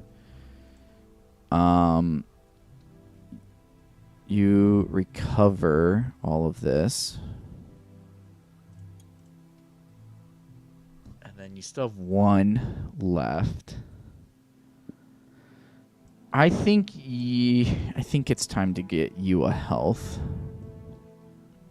Bump you up to 5. And then you should have healed. And then that's that. And then I already did that. That. Move next day. We successfully did that. So now we have to do 1 more. And we're on day 8. So let's go ahead and go 1, 2, 3 to a city encounter. Alcaire Castle. Set up encounter. Dude, that's so nice. That's so nice. Jeez. Okay. There is an inn. Do I want to take the inn action? I guess we don't need it. Yeah, I guess we don't need the inn action. I'd love some healing or something. Oh, yeah, that's right. We needed to do this. So, we're not going to achieve this, though, because there's no way we're going to defeat a level 20 enemy. We should be at 10 experience now. I believe. Let me count just to make sure. Where's this die? I lost the die! Where'd it go? 1, 1, 3. One of the dice disappeared. Is it in here? 1, 2, 3, 1, 2, 3, 1, 2. Nope. Where'd it go?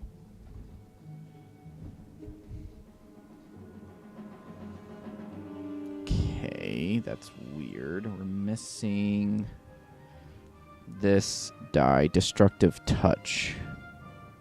Got put back in here somehow. There's supposed to be 2 of them, actually.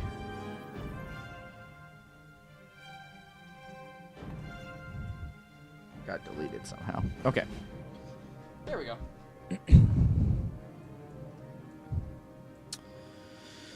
Gain 2 bonus HP. If the unrest level is at peaceful, gain an additional 2 for our last one.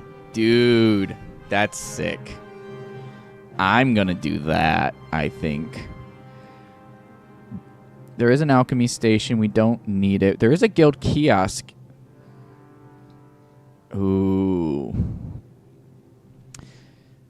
Untrain a level 1 type skill die to train a level 2 type skill die. Oh, that actually doesn't... I don't like that.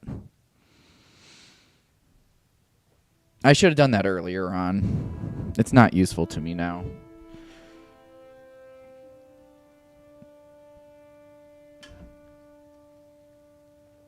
All right, back 1 second.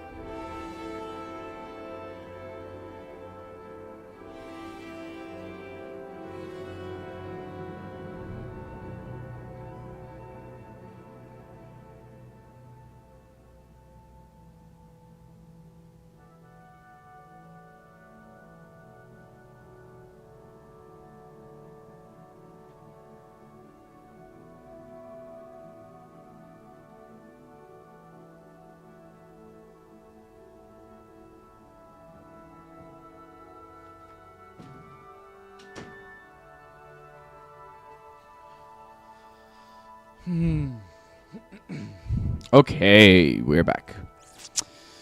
That's ranged. Cheese. Heal for 2. Discard this item, then drain 1 unavailable skill die and heal for 1 plus an additional HP for each skill die of yours that is currently drained. Discard this item, then gain tenacity up to your stamina.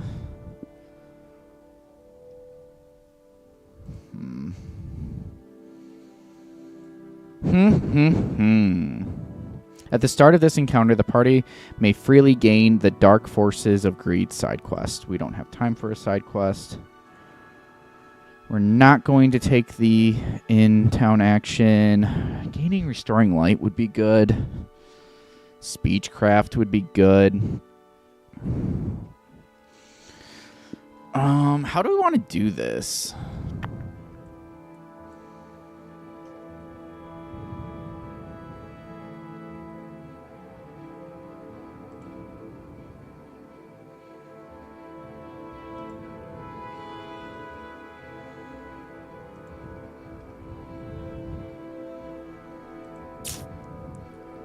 I mean, I think we do the bonus HP. So that would be 4, because we are at peaceful. 1, 2, 3, 4.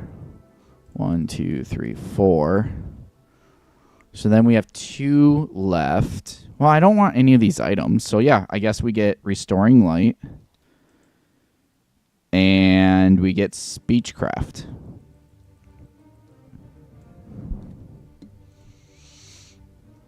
And that's that. All right. And then activate province effect step.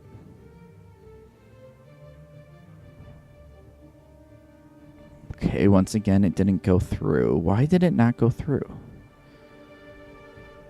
Okay, do I have to grab you and put you here? No. Yeah, I don't know. Sometimes it works and sometimes it doesn't. So that, I believe, is just 1, right? 1. Okay. Don't need to do the alchemy. Okay, so clean up encounter. Clean you up as well. And then we can go to day 9.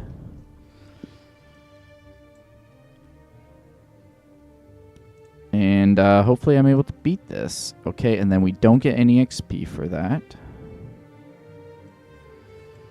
All right, so for this conflict, let me just check my math again. 1, 2, 3, 4, 5, 6. 1, 2, 3, 4, 5, 6. 7, 8, 9, 10 experience. Okay. Then for you, 1, 2, 3, 4, 5, 6, 7, 8, 9, 10. Perfect. We're both still at 10. All right. How are we doing on time? 2 hours, less than 2 hours in, and we're on the last day of Quest 1. Doing pretty good. All the automated stuff actually kind of helps out. Okay, at Tura Estate. So, set up encounter. During this clash, adventurers cannot use items. The first time an adventurer unlocks a cache, the item is discarded and the cache chip is placed on their character mat. They have recovered their gear and can use items for the remainder of the battle. 2 XP. Or we can do a peaceful tiptoe off. Each adventurer must either discard all items or lose all tenacity. To do so, they must have at least 1 item or tenacity to lose. Don't really want to do that, so we'll just fight. So we are at 10, so that is 1 level 20.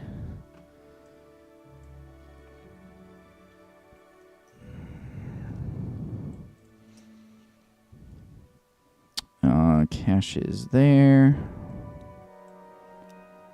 So that's 1, 2, 3, 4.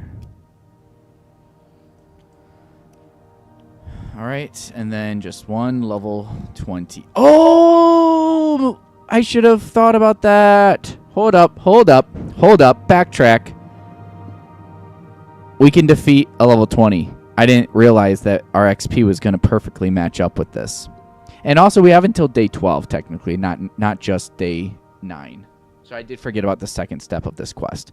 So we're going to back up, complete a number. Okay, so we need to, as a free town action, it is a free action, so that actually doesn't affect anything. Adventurers must discard 4 items. Food counts as 2.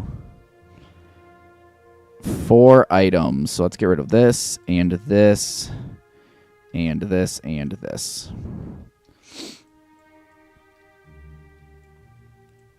So with that, we are able to do the first step of this. So I think there's a little counter here, right? Yeah. Ooh. Why is this? Yep. All right. So this thing's gigantic. All right. Let's decrease this. Whee! Okay. So we achieved number 1. So now we are on to quest number 2, which is defeat a level 20 enemy, which we have a level 20 enemy right here. So let's go ahead and spawn both of us. We cannot use items until we get a cache. The first time an adventurer unlocks a cache, the item is discarded and the cache chip is placed on their character map. They have recovered their gear.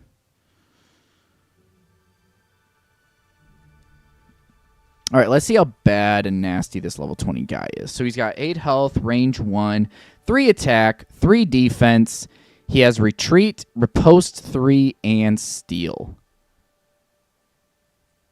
Yikes. Yikes. Okay. This is fine. That's not going to do anything to him.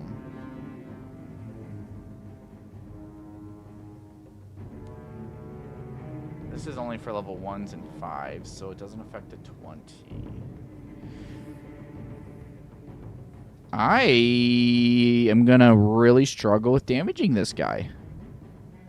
I have Pulsar, but that's not going to help me. Well, it deals 2 true damage to the enemy, I guess.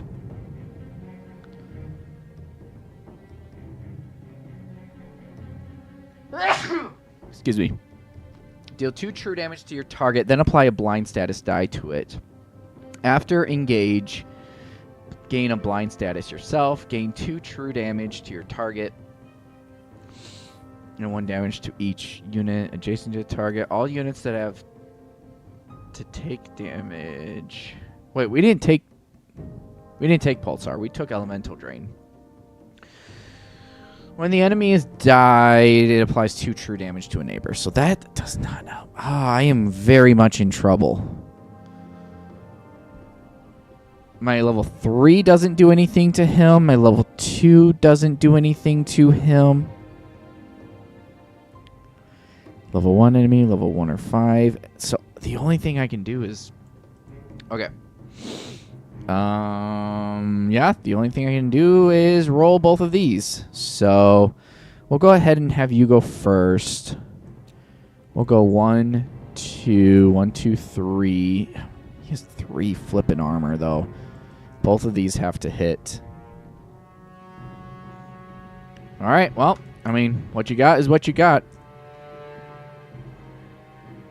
Oh, that's where that went. Okay, that's good. That's 6 damage. I will go ahead and take that. So that's 6 damage. 6 damage against him. 6 damage minus 3 is 3. Okay, that is huge. That was a great roll. That's what I needed. And now it is your turn. You recover all of these. Cooldown.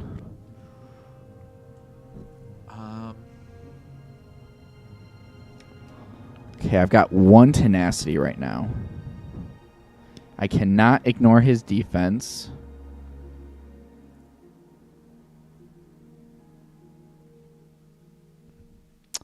I guess I will move here and recover this cash. Attempt to, at least.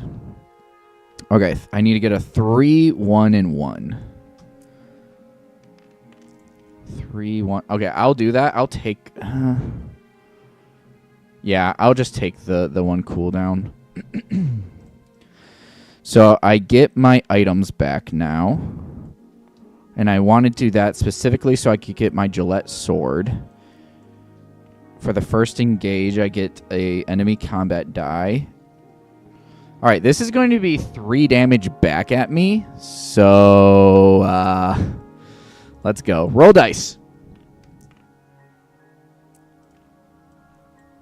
All right, this is the weak one, I believe, right?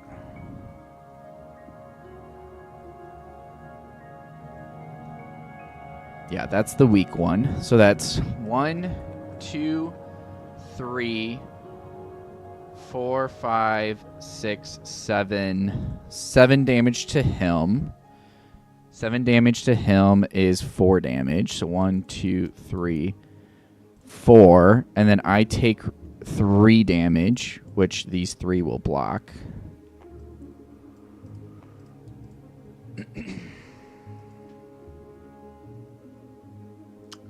And then I will re-engage into melee. And then roll these 2 dice.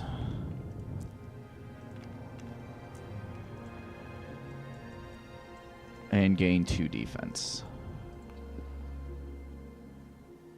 It's a brand of razor. All right. So now he just attacks me for 3, and that's it. He does have steel, but I have 8 health, so his steel it just doesn't do anything. So he rolls an attack 3 against me.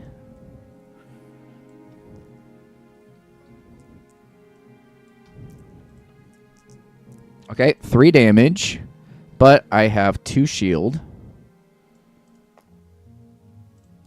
And 1 bonus health. Okay, she goes next. Cooldown. Take these 2.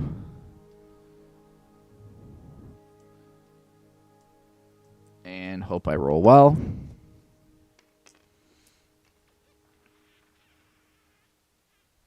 Wait, I don't have to hope to roll well. I can just use my passive to immediately do it. Yeah. So I'm going to take this and immediately put it to the good one, which is 4 damage, which is 1 damage. So I don't even have to risk anything. So I'll use my passive to do that. And then she's 100% guaranteed dead. So I don't even have to risk rolling. Yep. I like that. And then you still get your recovery for the round. All right, boom. Easy. Easy as pie. And then let's go ahead and activate province effect step. Nope, that's not working. Why is the clear encounter, clear battle, activate? If there was no peaceful encounter previously drawn for the day, one will be drawn for the province effect and then returned shortly. I don't know why that's not working. It was working so perfect at first. All right, so that's +1. Boop.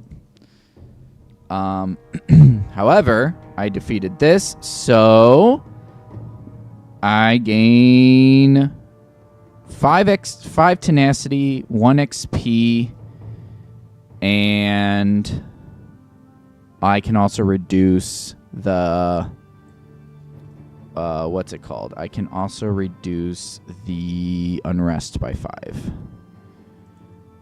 And then that battle gave me 2 experience.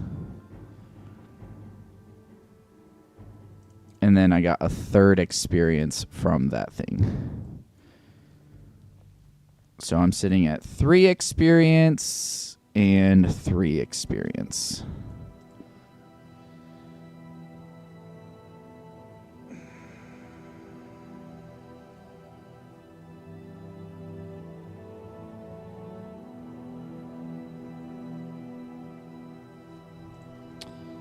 with this 3 experience for you, you heal. You're full. Do I get my level 4? What is my level 4? Drain. For each of your available magic type skill dice, deal your target 1 damage and heal for 1 damage. For all of your available. So this would be 4 damage by itself.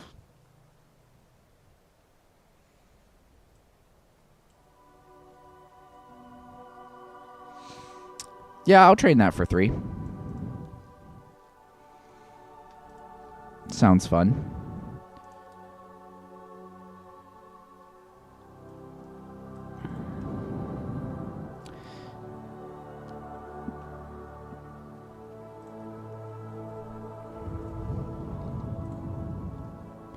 Okay, so that's your XP, and then for your 3 XP, do I want to keep going health? Or should I pivot my next 4 experience into more damage?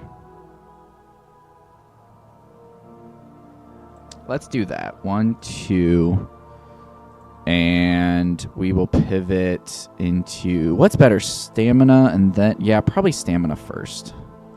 Because then I can use my combat skill dice with you. However... have to then worry about this. I think I'm healthy enough. I think it's fine. Okay.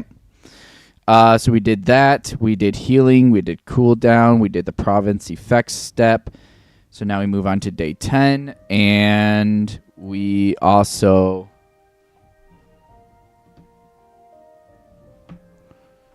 move on to the next step of the quest.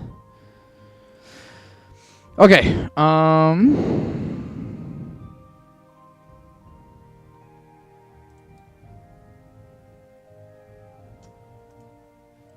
right, 1 completed. Go to B28.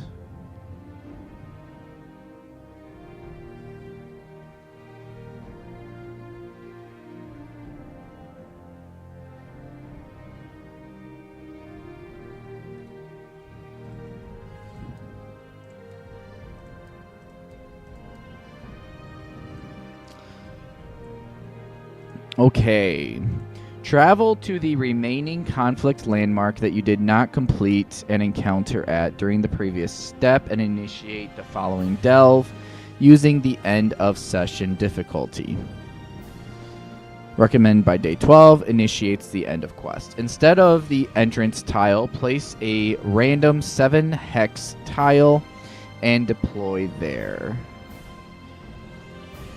Ignore all environment and sky shard effects on each delve card of this encounter. When a sky shard is gained, decrease the when a sky shard is gained, decrease the round counter by 1. If you are playing on apprentice difficulty, in session 1, after gaining the 2nd sky shard, deploy quest unit Dreamweaver Fedrin to the closest unoccupied hex to the adventurer who gained the sky shard.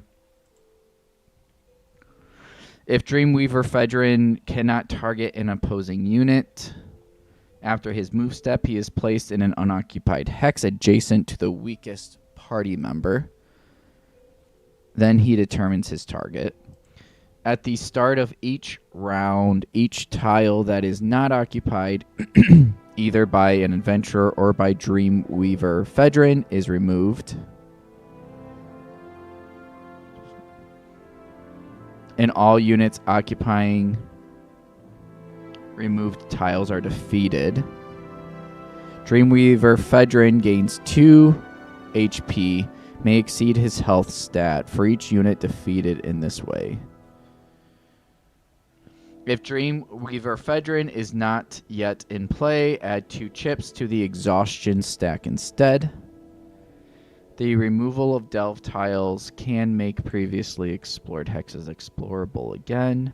After Dreamweaver Fedrin is defeated and cannot trigger quest unit skill Penumbra, immediately proceed to quest step C29. My brain is not understanding this. Travel to the remaining conflict landmark that you did not complete an encounter at during the previous step. But I did. I completed all of them. Was I supposed to skip one?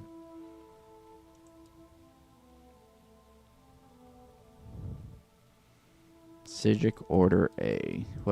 Did I do something wrong? Sigic Order A. Succeed at 3 different overland or side quest encounters while occupying different conflict landmarks. The quest is not failed if any of these encounters are failed.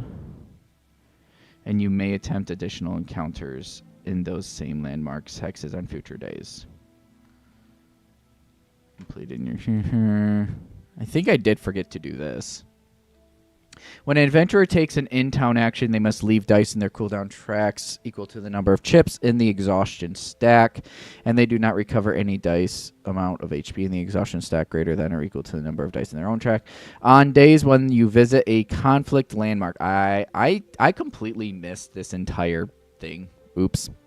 On the days you visit a conflict landmark after the adventurer's rest step... Okay. You visit a conflict landmark. After the adventurers, they add 1 chip to the exhaustion stack and choose to stay awake or fall asleep. Do not trigger this effect on a day in which you initiate the fall asleep clash. Stay awake. Each adventurer must gain light fatigue equal to the number of chips in the exhaustion stack, then add an additional chip to the exhaustion stack. Fall asleep on the next day. Skip the overland phase and initiate the following clash for the day's encounter. All side quests and persistent effects are inured for this clash. Dreamweaver Fedrin is deployed. Cannot lose HP or defeated. Place a stack of HP chips equal to Unrest +1. This is the Dream Totem. Wow, I completely missed this. My bad. So I was supposed to do... So instead of doing the clashes that I fought, I was supposed to do this one specific clash. This encounter is immediately successful when the last undefeated adventurer wakes up. If the encounter is successful, gain 1 XP during the day's reward phase, and remove 1 chip from the exhaustion stack. Set Dreamweaver Fedrin aside with the exhausted stack. Okay, so how do we retroactively do this? I had to do 3 of these conflict landmarks. So I have to do 3 of these. So 3 of these stay awake or fall asleep. Additional chip to the exhaustion stack. Fall asleep on the next day. Skip. I guess I'm just going to do the stay awake. So the exhaustion stack is at +3 for 3 encounters, I guess. Is the best way I can retroactively do it.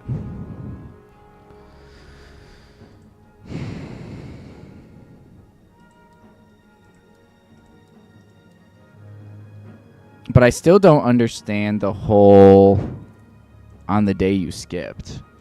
Okay, travel to the remaining conflict landmark you did not complete an encounter at during the previous step.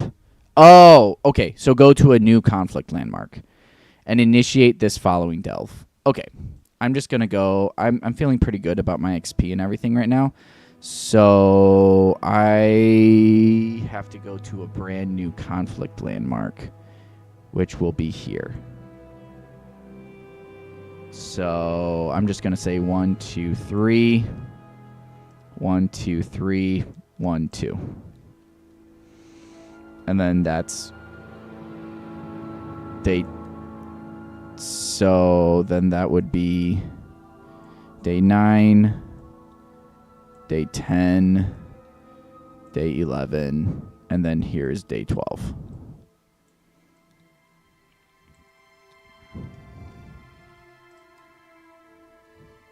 So that's fine. Okay.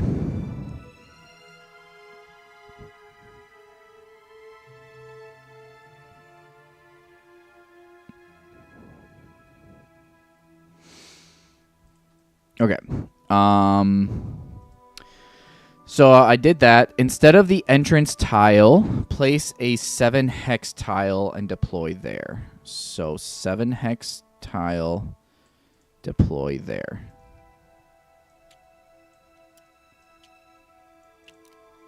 And then I should have done 2 days of healing. 2 days of healing. Okay.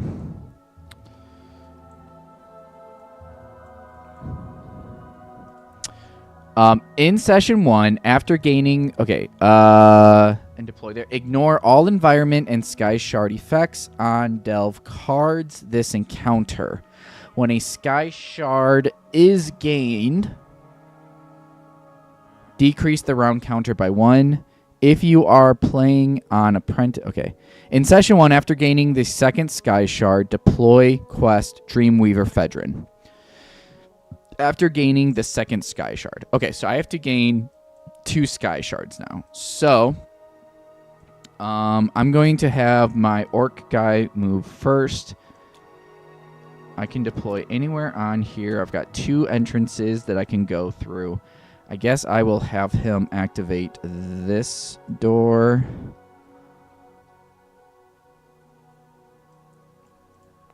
Okay, so you go first. Do I actually want to set up? How important is it to set up? Oh, sure. I'll do a setup turn. So essentially, roll this defense. 1 and roll this defense. 2. Okay. And then, yeah, we'll just move like there. And then we will...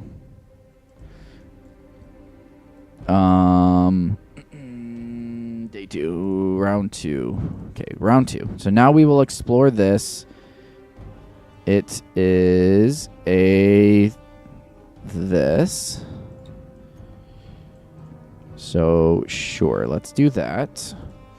Ignore all of the sky shard thingies. So, we are at 10 experience, right? 13 experience now. With 13 experience, we will do a 5-5-1. So 5-5-1. So 5-5-1. Okay, it is my turn. I can move 1, 2. Focus him. He's got 5 total health.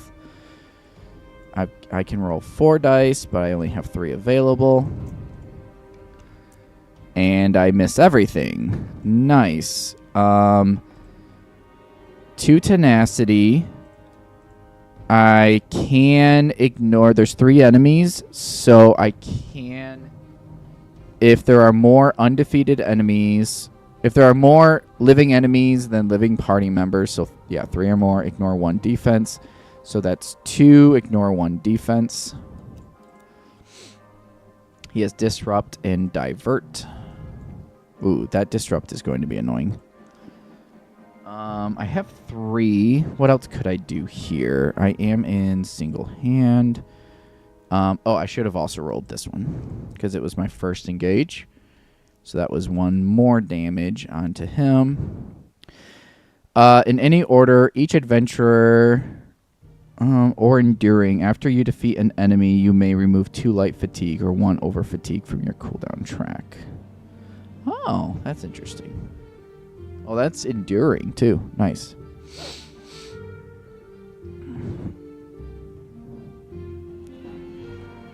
So we do gain a sky shard here. I think that's the best that I can do for now with you. So now my dark elf can go. She can move 1, 2, 3. I'm gonna choose her. So this is drained though, right? So I don't want to use that until I want to absolutely use it. But elemental drain should do pretty good here. And so I'm going to pick these 3 here. I'd actually like to do this, though. Well, so what if I do this? And then I could do that as well. Okay, yep. So we're going to roll these 3 dice. Target is going to be him. Wow. Wow, what is this? Okay. That sucks.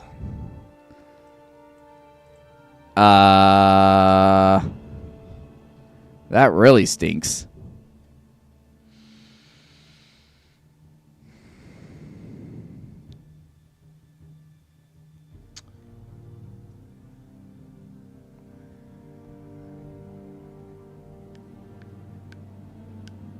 Okay, once per turn.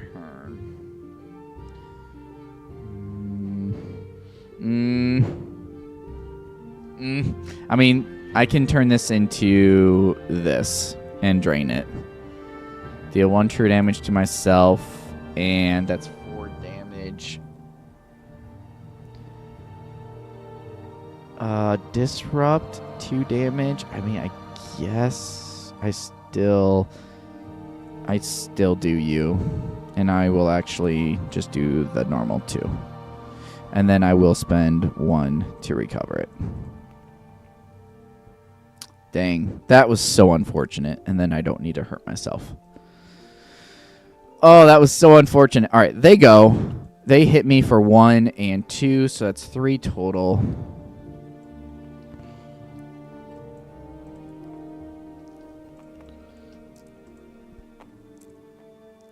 Okay, that's 3 damage against me, and I can block 1, 2, 3 of it. Okay, it is now round 3. What is the recover, the cooldown thing?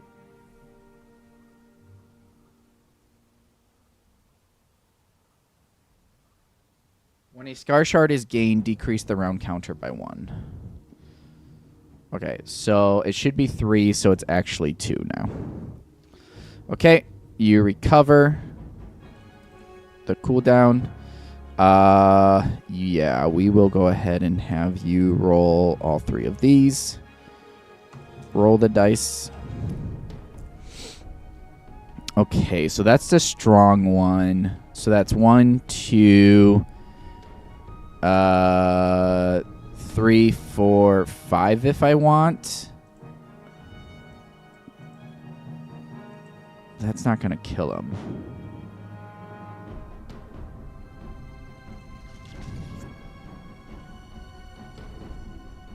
I mean, I guess that's okay. No, I really want to kill him. I don't need the defense. So I'll go ahead and do the full 8 attack damage. Yeah, so that's worth 6, 7, 8. Otherwise, it's only worth 5, and he's got 6. So you do gain an over fatigue. However, I can... Wait, I thought I had a thing to get rid of over fatigue.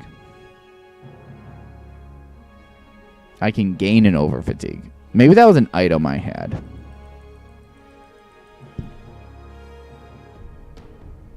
Oh, after you defeat an enemy, you may remove 2 light fatigue or 1 over fatigue from your cooldown track. Gotcha. Okay, so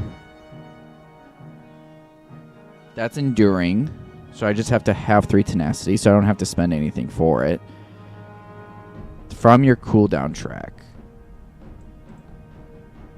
So I gain a heavy fatigue. Well, what is rot? Is that also after defeating an enemy? Like, can I gain the rot and then immediately get rid of the rot? After this unit is defeated by an adventurer, that adventurer gains 1 over fatigue. So that's after the unit is defeated, and this verbiage is after you defeat an enemy. So they both happen at the same time. So I'm going to choose to gain the rot and then immediately get rid of the rot, because they both say after an enemy is defeated, which means they happen at the same time, which means it is my choice on like what order to resolve it. Sweet. I like Dragon Knight class. That's going pretty well so far. Mud Crab attack, or now Dark Elf can go. Dark Elf recovers. Mud Crab, let's just go ahead and defeat Mud Crab with Destructive Touch, defeat a level 1 enemy. So that gets exhausted, and then I will spend a die to recover it. All right, and then we will have you... Well, so after killing this guy, we could have had you move here. Oh, there's actually one right here. So we'll have you stay put, and then we'll have you go here.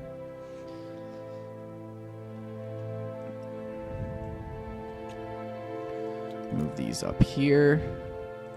All right, and then now the next thing.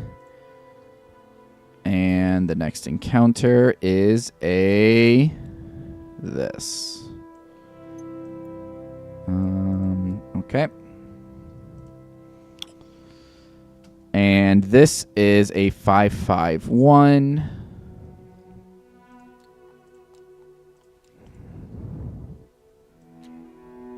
Hmm. 5/5/1. And then this does have a cache here. Wait, do I ignore all caches?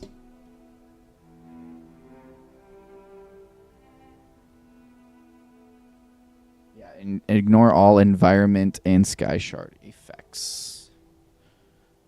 But not caches. Okay. My orc will now aggressive, decay, ethereal, steal, aggressive, riposte.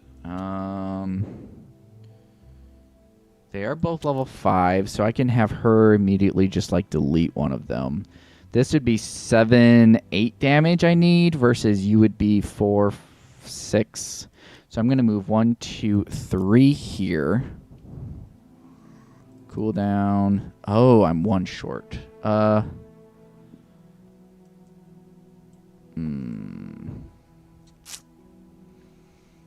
I guess that does change what I'm going to do. I will focus on you. Oh, I gained the Sky Shard, which I think means that this guy joins the battle. After gaining the second Sky Shard, deploy Dreamweaver Fendrin to the closest unoccupied hex to the adventurer who gained the Sky Shard.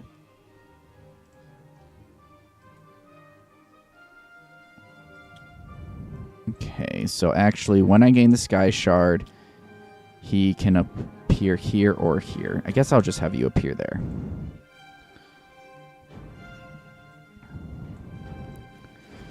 To the closest unoccupied hex to the adventurer who gained the Sky Shard.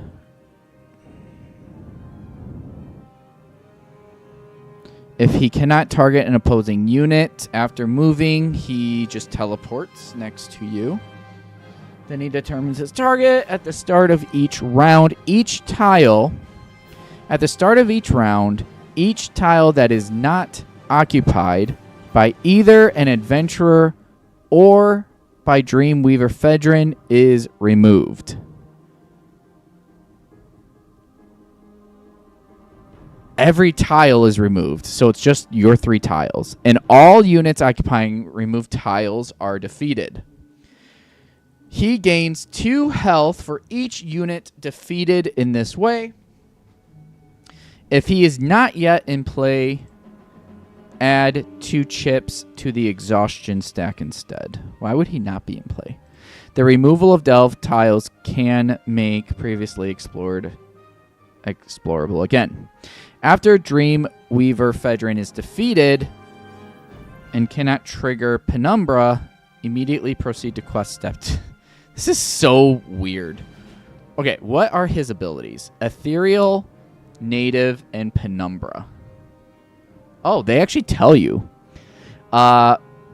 Native. After this unit is defeated, all allied units heal for HP equal to the current unrest.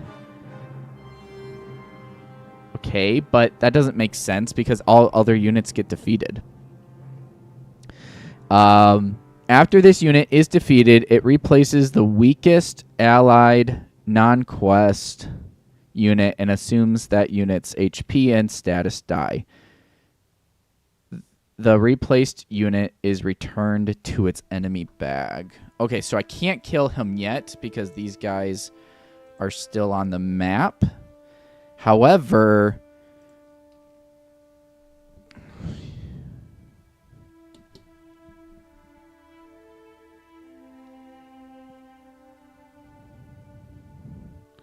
okay, after gaining the second Sky Shard, deploy him.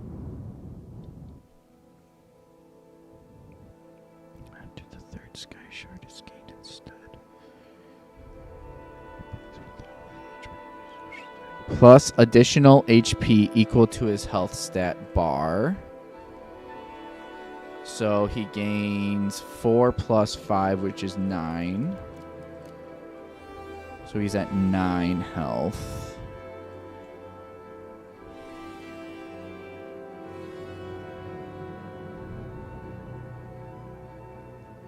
He deploys with all the HP in the exhaustion stack plus additional HP equal to his health.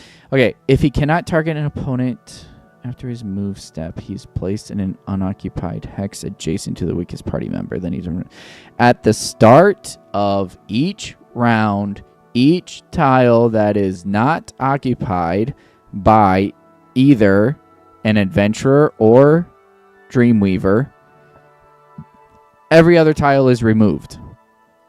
And all units occupying removed tiles are defeated.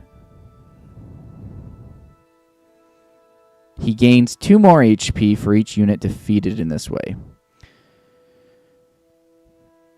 And then if for some reason, if he's not yet in play, add... Oh! If he's not in play...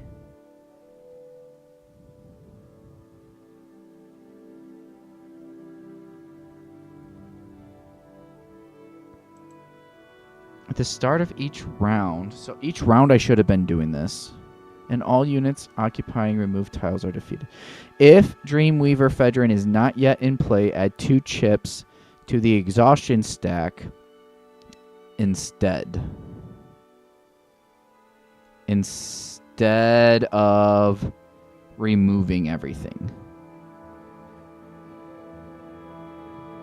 The removal of delve tiles can make previously explored hexes. Okay, after Dreamweaver Fedrin is defeated... Okay, so... I spent... How many turns did I spend? He should have...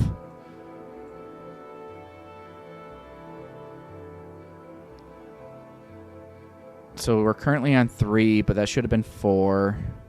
So I think we're back down to 2 because I gained another Sky Shard. But that would have been 1, 2, 3.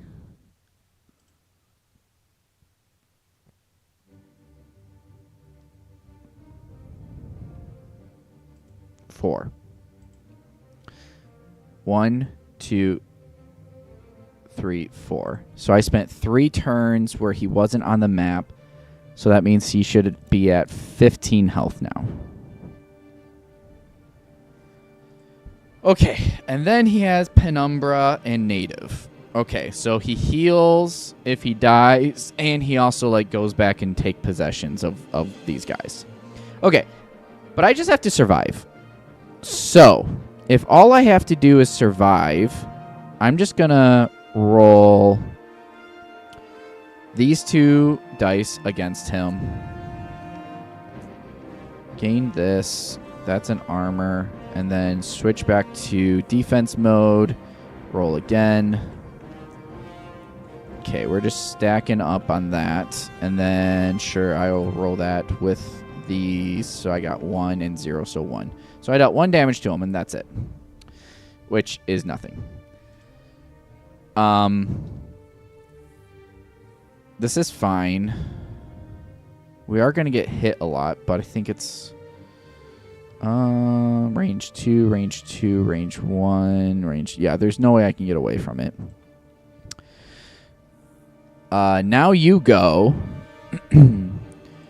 So I kind of do just want to take out these guys, though, because that's an attack 3 aggressive, attack 3 aggressive. So the more I can keep you. So I will use my special ability to... Okay, I can defeat a level 1 straight up. We don't care about that. I can defeat a level 5 and gain a Bane. Let's do that. So gain a Bane, get rid of this, and I will just go here and automatically get rid of you. Defeat you. Okay. I will then use this to recover that back. And then I will roll these 3.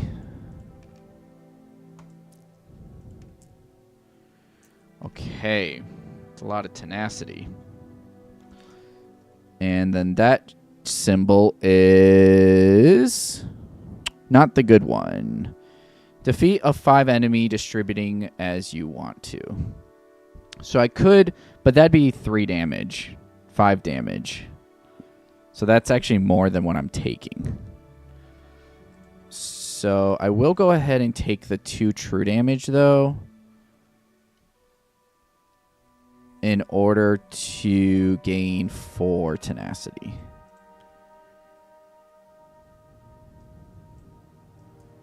And then all of these go here. And then, oh yeah, this is Elemental Drain. Do I care about Elemental Drain? Has not been useful. So I guess not. Okay. So now it's their turn. So he goes first. He attacks for 2. Oh, he attacks everybody at range 2.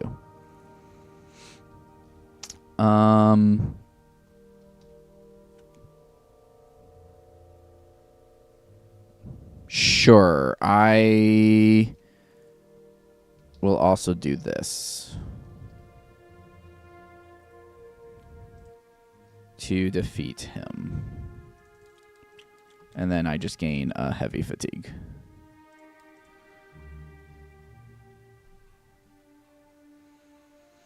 Okay, he hits both of us for 2. He has Ethereal, Native, Penumbra. He hits us for 2, so you block 1, you block both.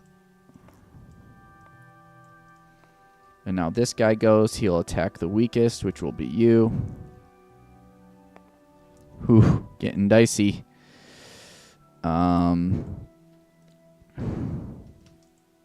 Ooh, I cannot take that. Hold up. Yeah, so I'm not going to be able to take this one either. I forgot about this. So yeah, I can't take any of these. Okay. And then on my turn, cooldown, I get hurt. And then at the start of the round, everybody else is defeated. So literally, and then this goes back here as well. And so everything is defeated except for these 3 hexes for whatever reason.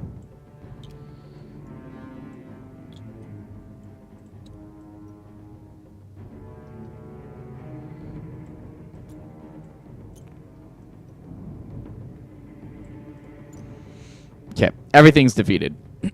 Except for these 3 hexes. Okay, at the start of each round, each tile that is not occupied by an adventurer or dream weave-in...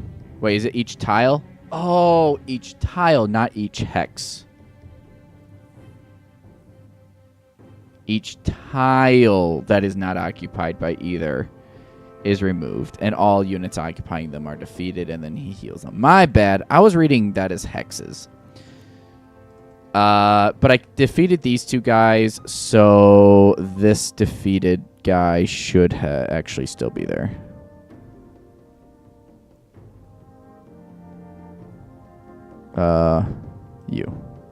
You are still alive, buddy. Okay. I'm on track now.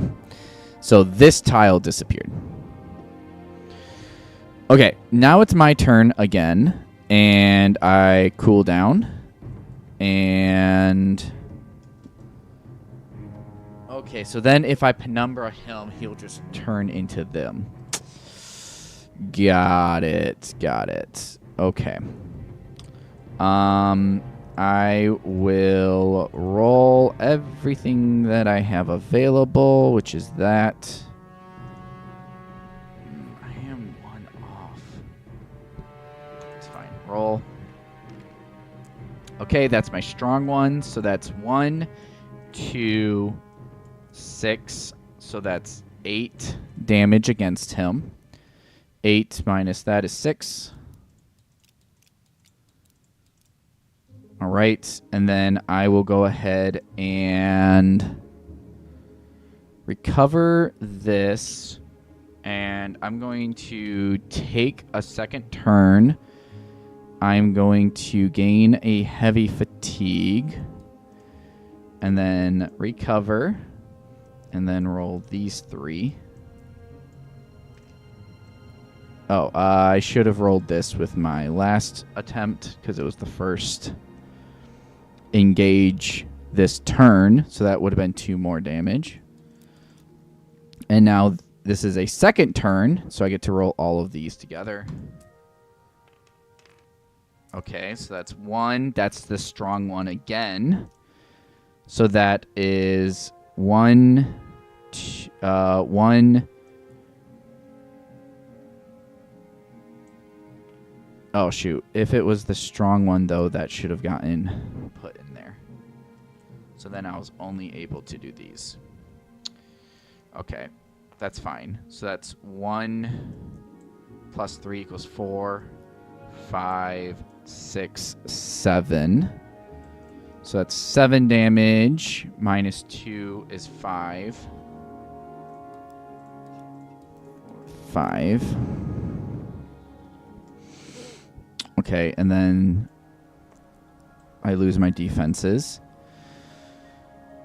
Okay, and then you go cool down. This should have gone here. Okay. And now I can't drain this because that has to be an instant. I have to just roll this. So I guess I'll just roll this by itself and attempt to kill him. But before I do that, I want to kill this guy. So I'll use my spell sword passive to just instantly defeat a level 1 enemy. Alright, and now I will just roll this. And if it hits, he dies. It hits, so he dies. So that's 4 damage. Oh, nope. Actually, that's only 3 damage. Because I had to use this to kill the other guy. Otherwise, he would have taken possession of his body. Oh, shoot. I think this is fine. Because that's 3. So that's 1. And then I can re-engage. And then shoot with both of these. And hopefully one of those land. Nope. Only the 2 damage lands, which is not enough. Okay. He goes again. He hits both of us for 2. Oh, he also has Ethereal, which means my physical attacks should do a little bit less, and I hit him twice, so he should have 2 more HP then. Okay.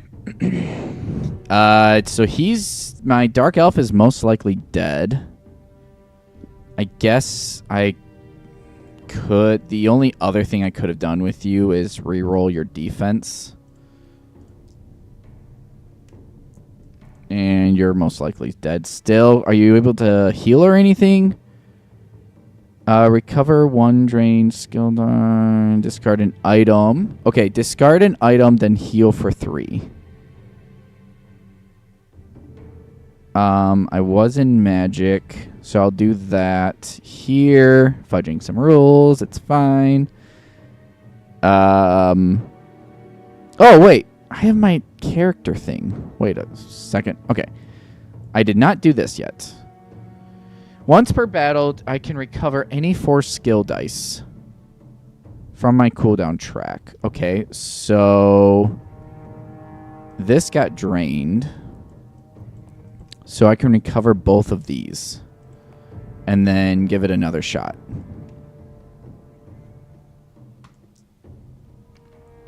There we go. I can deal 1 true damage to him, and then that's 6 damage. He is dead.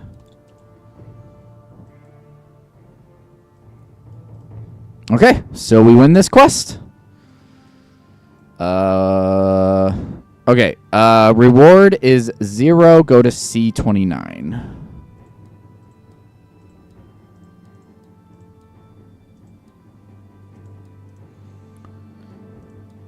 C29, Dream Warrior. The Dream Weaver screeches and fades away, but his dream does not. You wonder why he would torture himself with such a hellish labyrinth. Could it be that the worse the nightmare, the more pleasure gleaned by Vermina? Regardless, you need to find your own way out of here, lest you be consumed by the Daedric Prince's dark fantasies. This is going too well. Shuffle the top card from the common deck into the remaining delve deck. When this card is drawn, place the entrance tile as if it is a revealed delve tile, and discard the item. If the entrance tile cannot be placed, the exploration attempt ends as normal and the item is shuffled back into the remaining delve deck. Ignore all environment and sky shard effects on delve cards. When a sky shard is gained, it no longer decreases the round counter. If you are playing on a... Okay. At the start of each round, each tile that is not occupied by an adventurer is removed and all units occupying in it are defeated.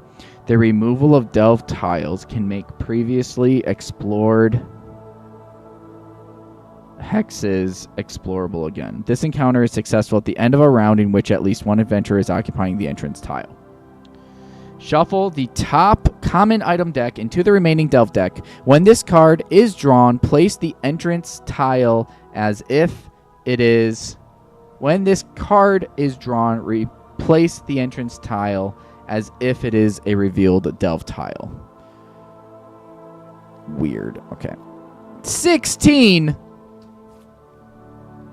I have 1/16th chance of drawing it every time I draw another thing. This is crazy! Shuffle the top card from the common deck into the remaining delve deck. When this card is drawn, place the entrance tile as if it is a revealed delve tile and discard the item. If the entrance tile cannot be placed,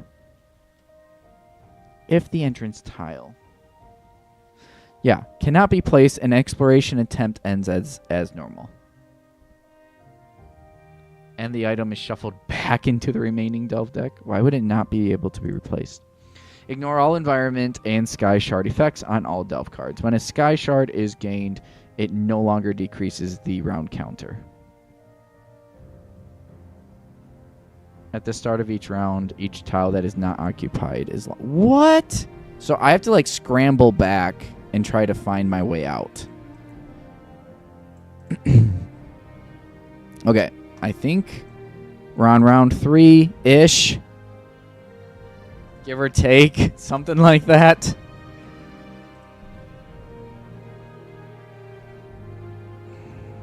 Okay.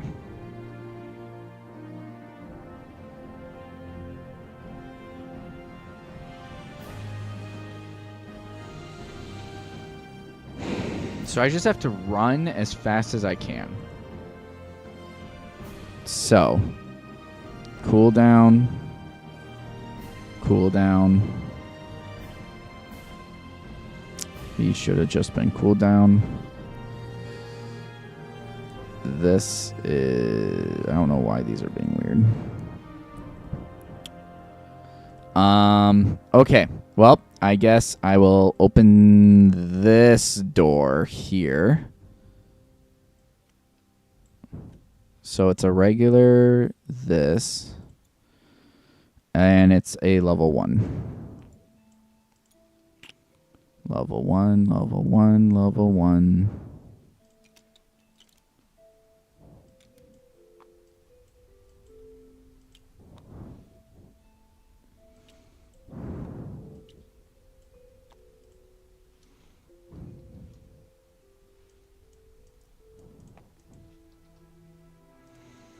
Okay, let's try that again. All right. So level 1.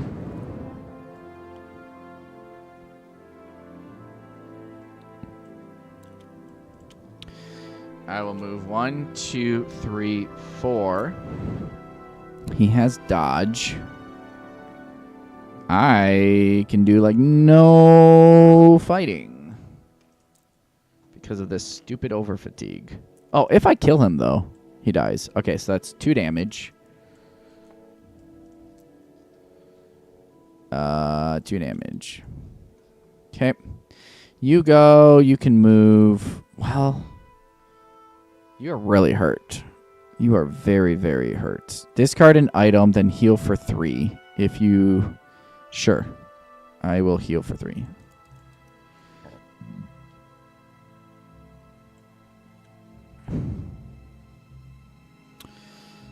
Do I just have you explore in a different direction? Maybe. Except that this tile would disappear at the start of the round. And I'd be going off in different directions, so that might be scary. Alright, I guess I will explore this tile then.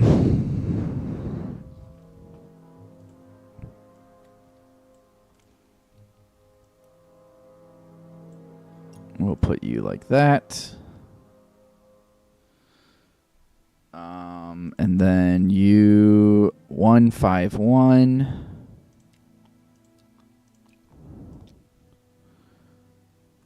One, 5. That's it.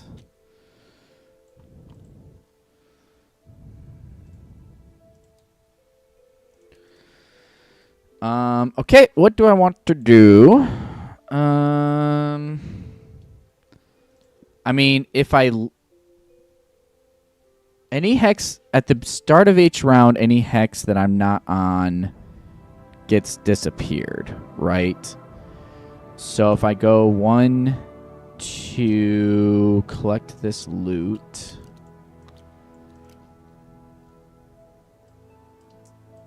Four, 2, 5, 4, 2, 5, 4, 2, 5, 4, 2, 3. I don't want to gain the fatigue.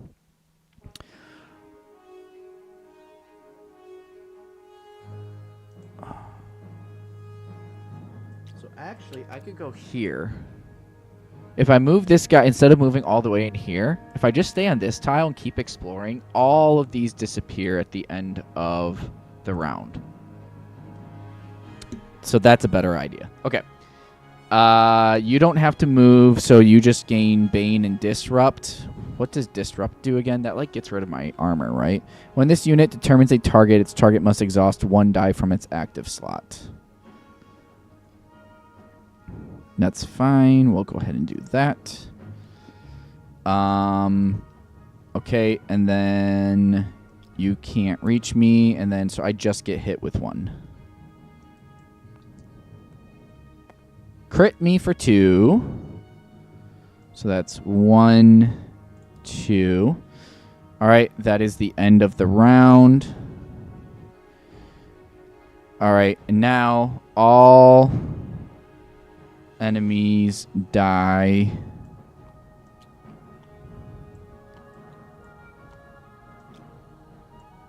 And all tiles I am not on disappear. And they can be reused again. Okay, it is the next round, which is 4. Now I have 2 more explorations. So let's go ahead and explore this.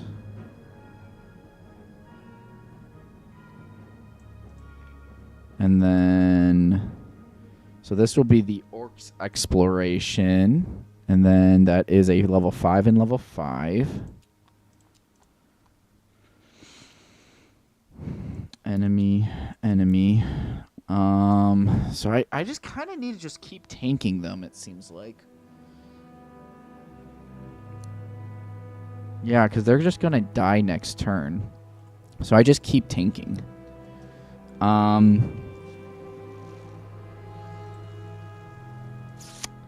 Yeah. Okay, so for the Orcs' turn, cooldown.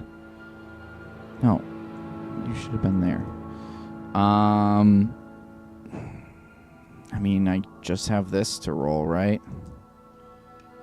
Okay, so that's 1 shield. And I guess I go here. And then 1, 2, you 2. I'm going to have you back up. And let's have you back up here. And then I'll explore this hex. Come on!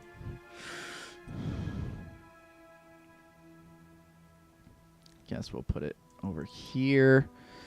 And then that is a nothing. Okay. And then are we able to have you do anything?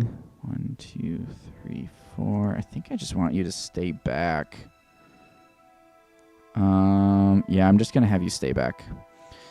1, 2, 3. All right, so you take 3 total damage. 3 total damage. 1, 2, 3. We are gaining into scary territory. Round 5. All right, at the start of the round, you all die. You go here, you go here. And now I go again, recover.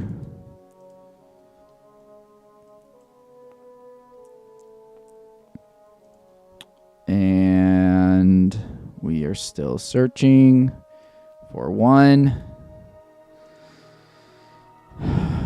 Where is the exit tile? Where is it? This could be a short campaign if I die. We're on day 12, so there's literally nothing I can do if I die. Exit tile. That is a level 1.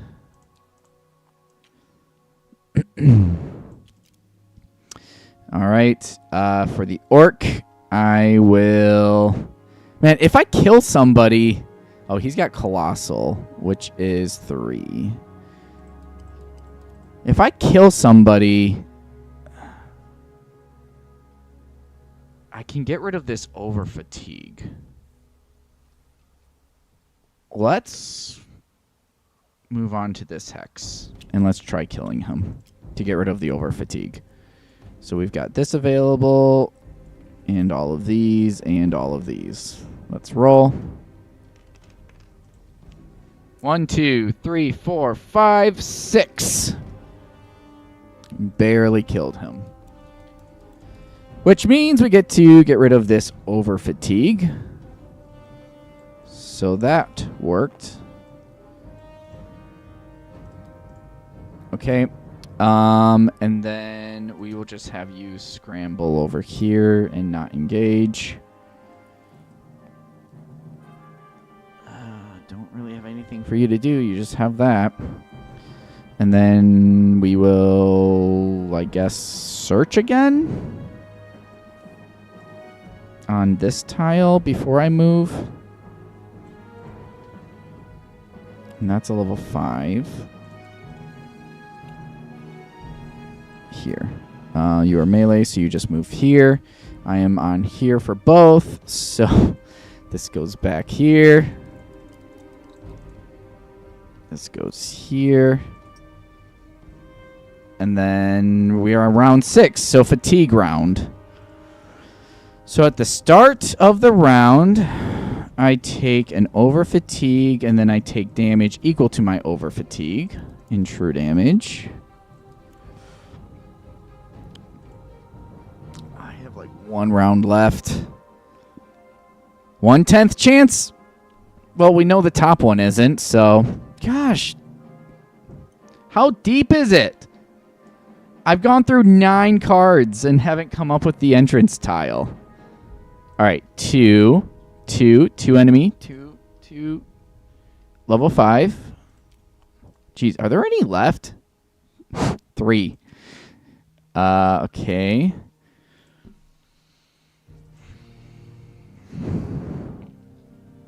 Is there any way I can heal with this guy?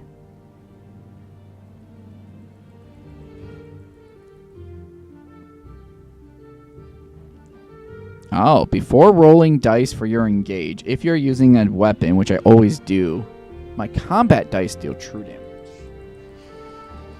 Okay, cooldown. Can I deal 8 damage to him?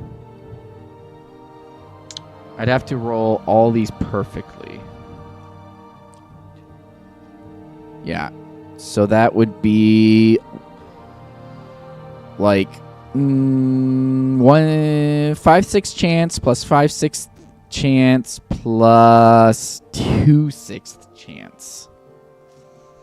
But it gets rid of my over fatigue. And I've already done this. I haven't used this yet, though. Do I? I mean, I can survive 1 round?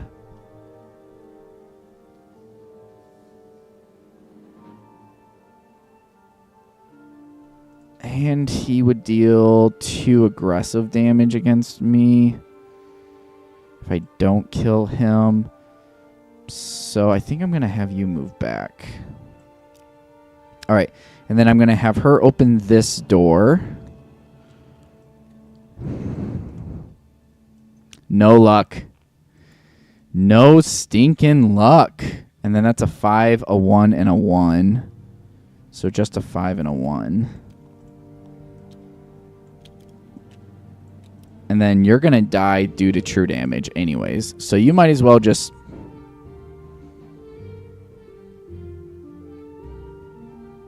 I mean, I guess you're not going to do anything anyways. Well, if I go here, then he'll go here. Then you will go here. 3, 4. So I can move you like back here. Oh, I guess I didn't know that though. And then you can move here. So I guess I move here and then try to take you out so that you don't hurt him. 1, 2, 3, 4, yeah.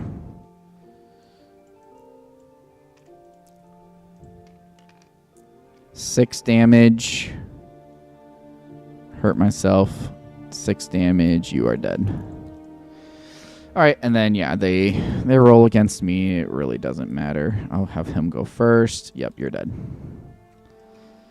All right, so you're officially dead.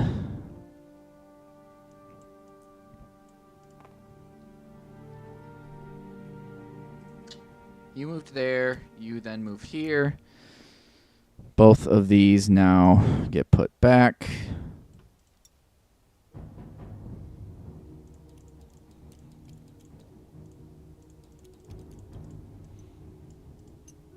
All right, and I've got one last shot. Nope. GG's. I lose. I lose this campaign.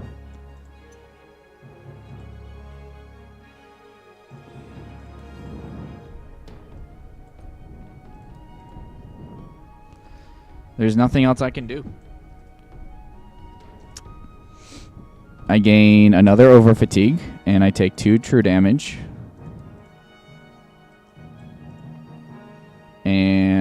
20, 20, and 10.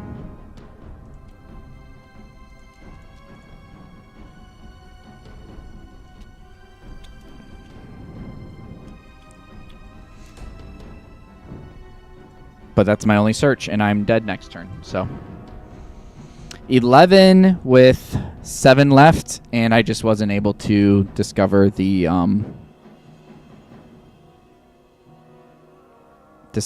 exit. 16 delve cards. 1 exit tile in 16 cards. 11 searches. Wasn't good enough. How low did it go? No. Is it literally the last card? Second to last card.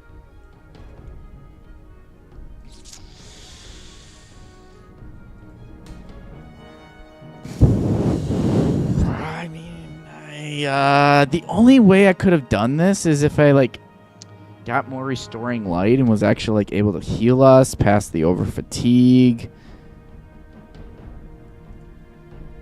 I didn't have any more tenacity to heal myself by getting rid of items.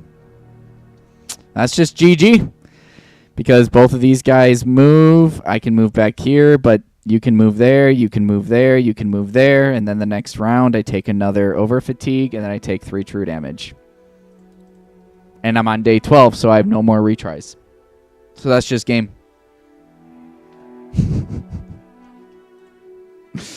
16, and it was the second to last. Oh my gosh. Well, when I was doing a one-shot for this campaign, I was planning on doing all 3 sessions. But that's still a one-shot. Just one session. I failed. This game is flipping hard. This game is hard. It's so much fun, though. So they are coming out with expansions, and so I'm super excited. I put off ordering the expansions though, and they closed it, and I didn't realize it. So they already closed the backing for the expansions, but once they go onto the open market, I'll definitely be ordering those. So there's going to be 2 new expansion regions, and then 4 new races, and 4 new classes, and 4 new skill lines or whatever. So I'm super excited about it. And so hopefully when those come out, the modder who makes this, 10 out of 10 mod, by the way, 100%. I love this mod. But yeah.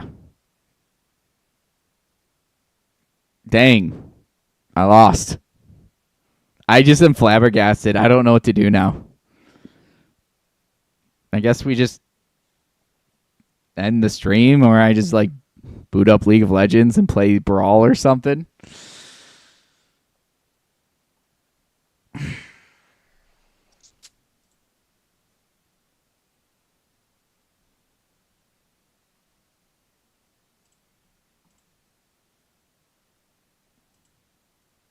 Let's play Brawl. Let's play some League of Legos. We'll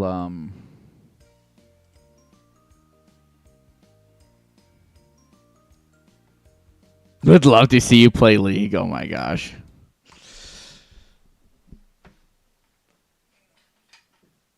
All right.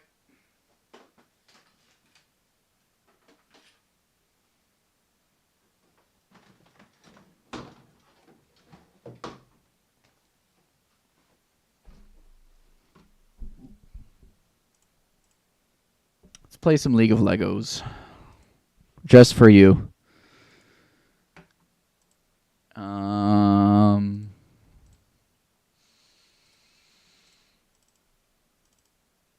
I know what I'm doing. Absolutely.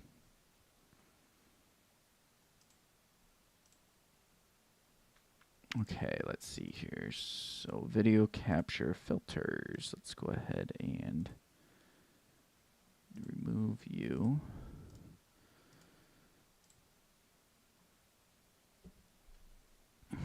And then put up some good old league. Oh, my. You know what? I don't think I'm going to be able to play league pause because my aspect ratio is going to be all wonky and messed up. Because I have like a 1.5 wide.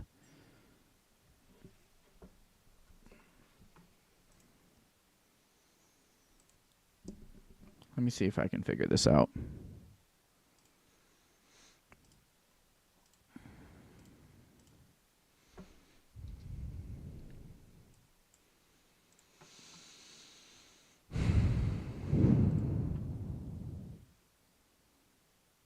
I guess I could change the aspect ratio though, huh?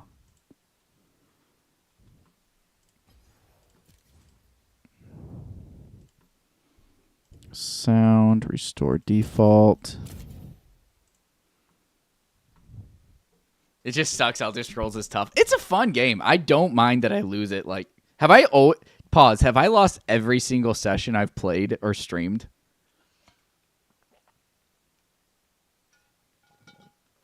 I think so. I mean, the last session that I played, I didn't lose. I just ended it because we finished the session or whatever, or got nearly done. Yeah, I think we finished the session. All right, 1 minute.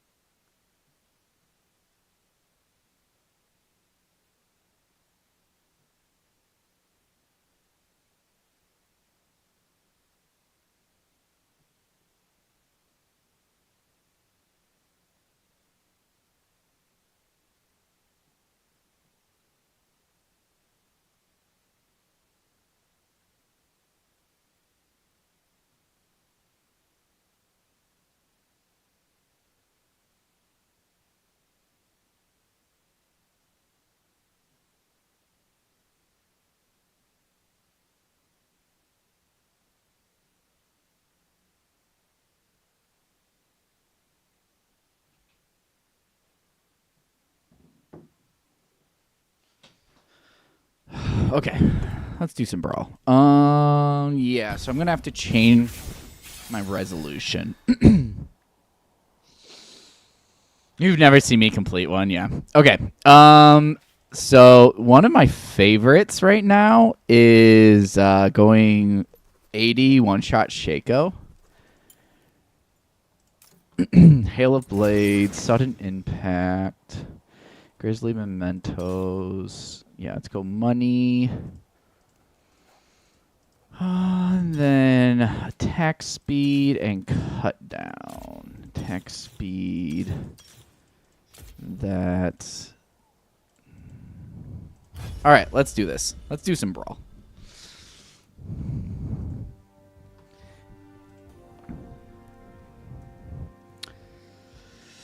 Let's see them stats. I'll show you my stats, I guess. I mean, I'm in plat in ranked mode.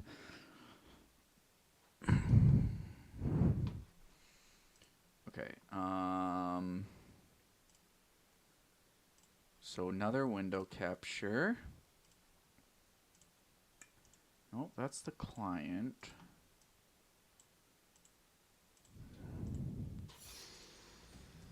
Okay, this is what I need to capture. It's time to battle.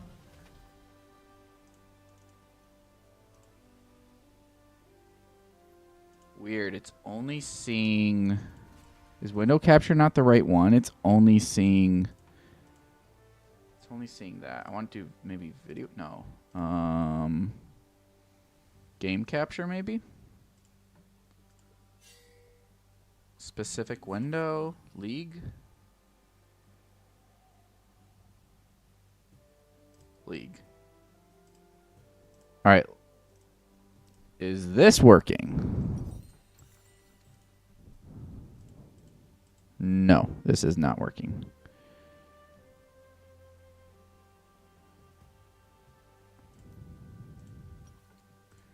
Whoops.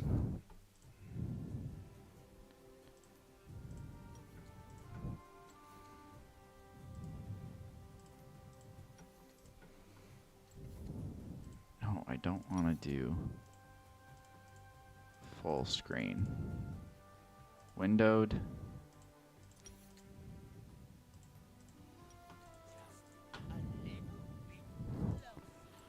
Okay, well, that's better.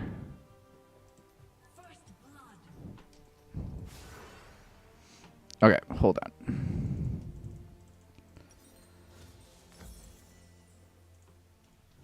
I know you're not seeing it. I was just changing my resolution.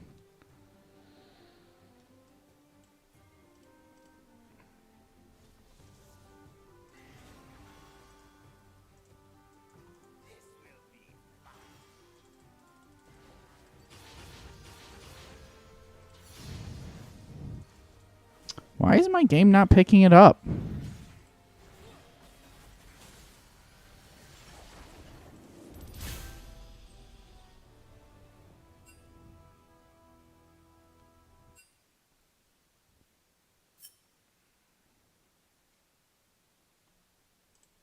Yeah, I don't know. I don't know how to detect it.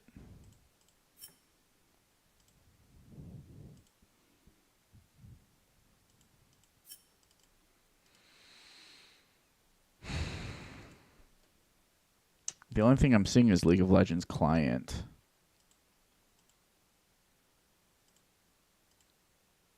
And even with the full screen application. I don't know. I'm going to have to figure that out a different time, I guess. Pause. It's not showing. So, sorry about that, bud. All right, well, thanks for hanging out with me. Pause. It was a quiet day. We only had 2 other viewers pop in for shortest amount of time.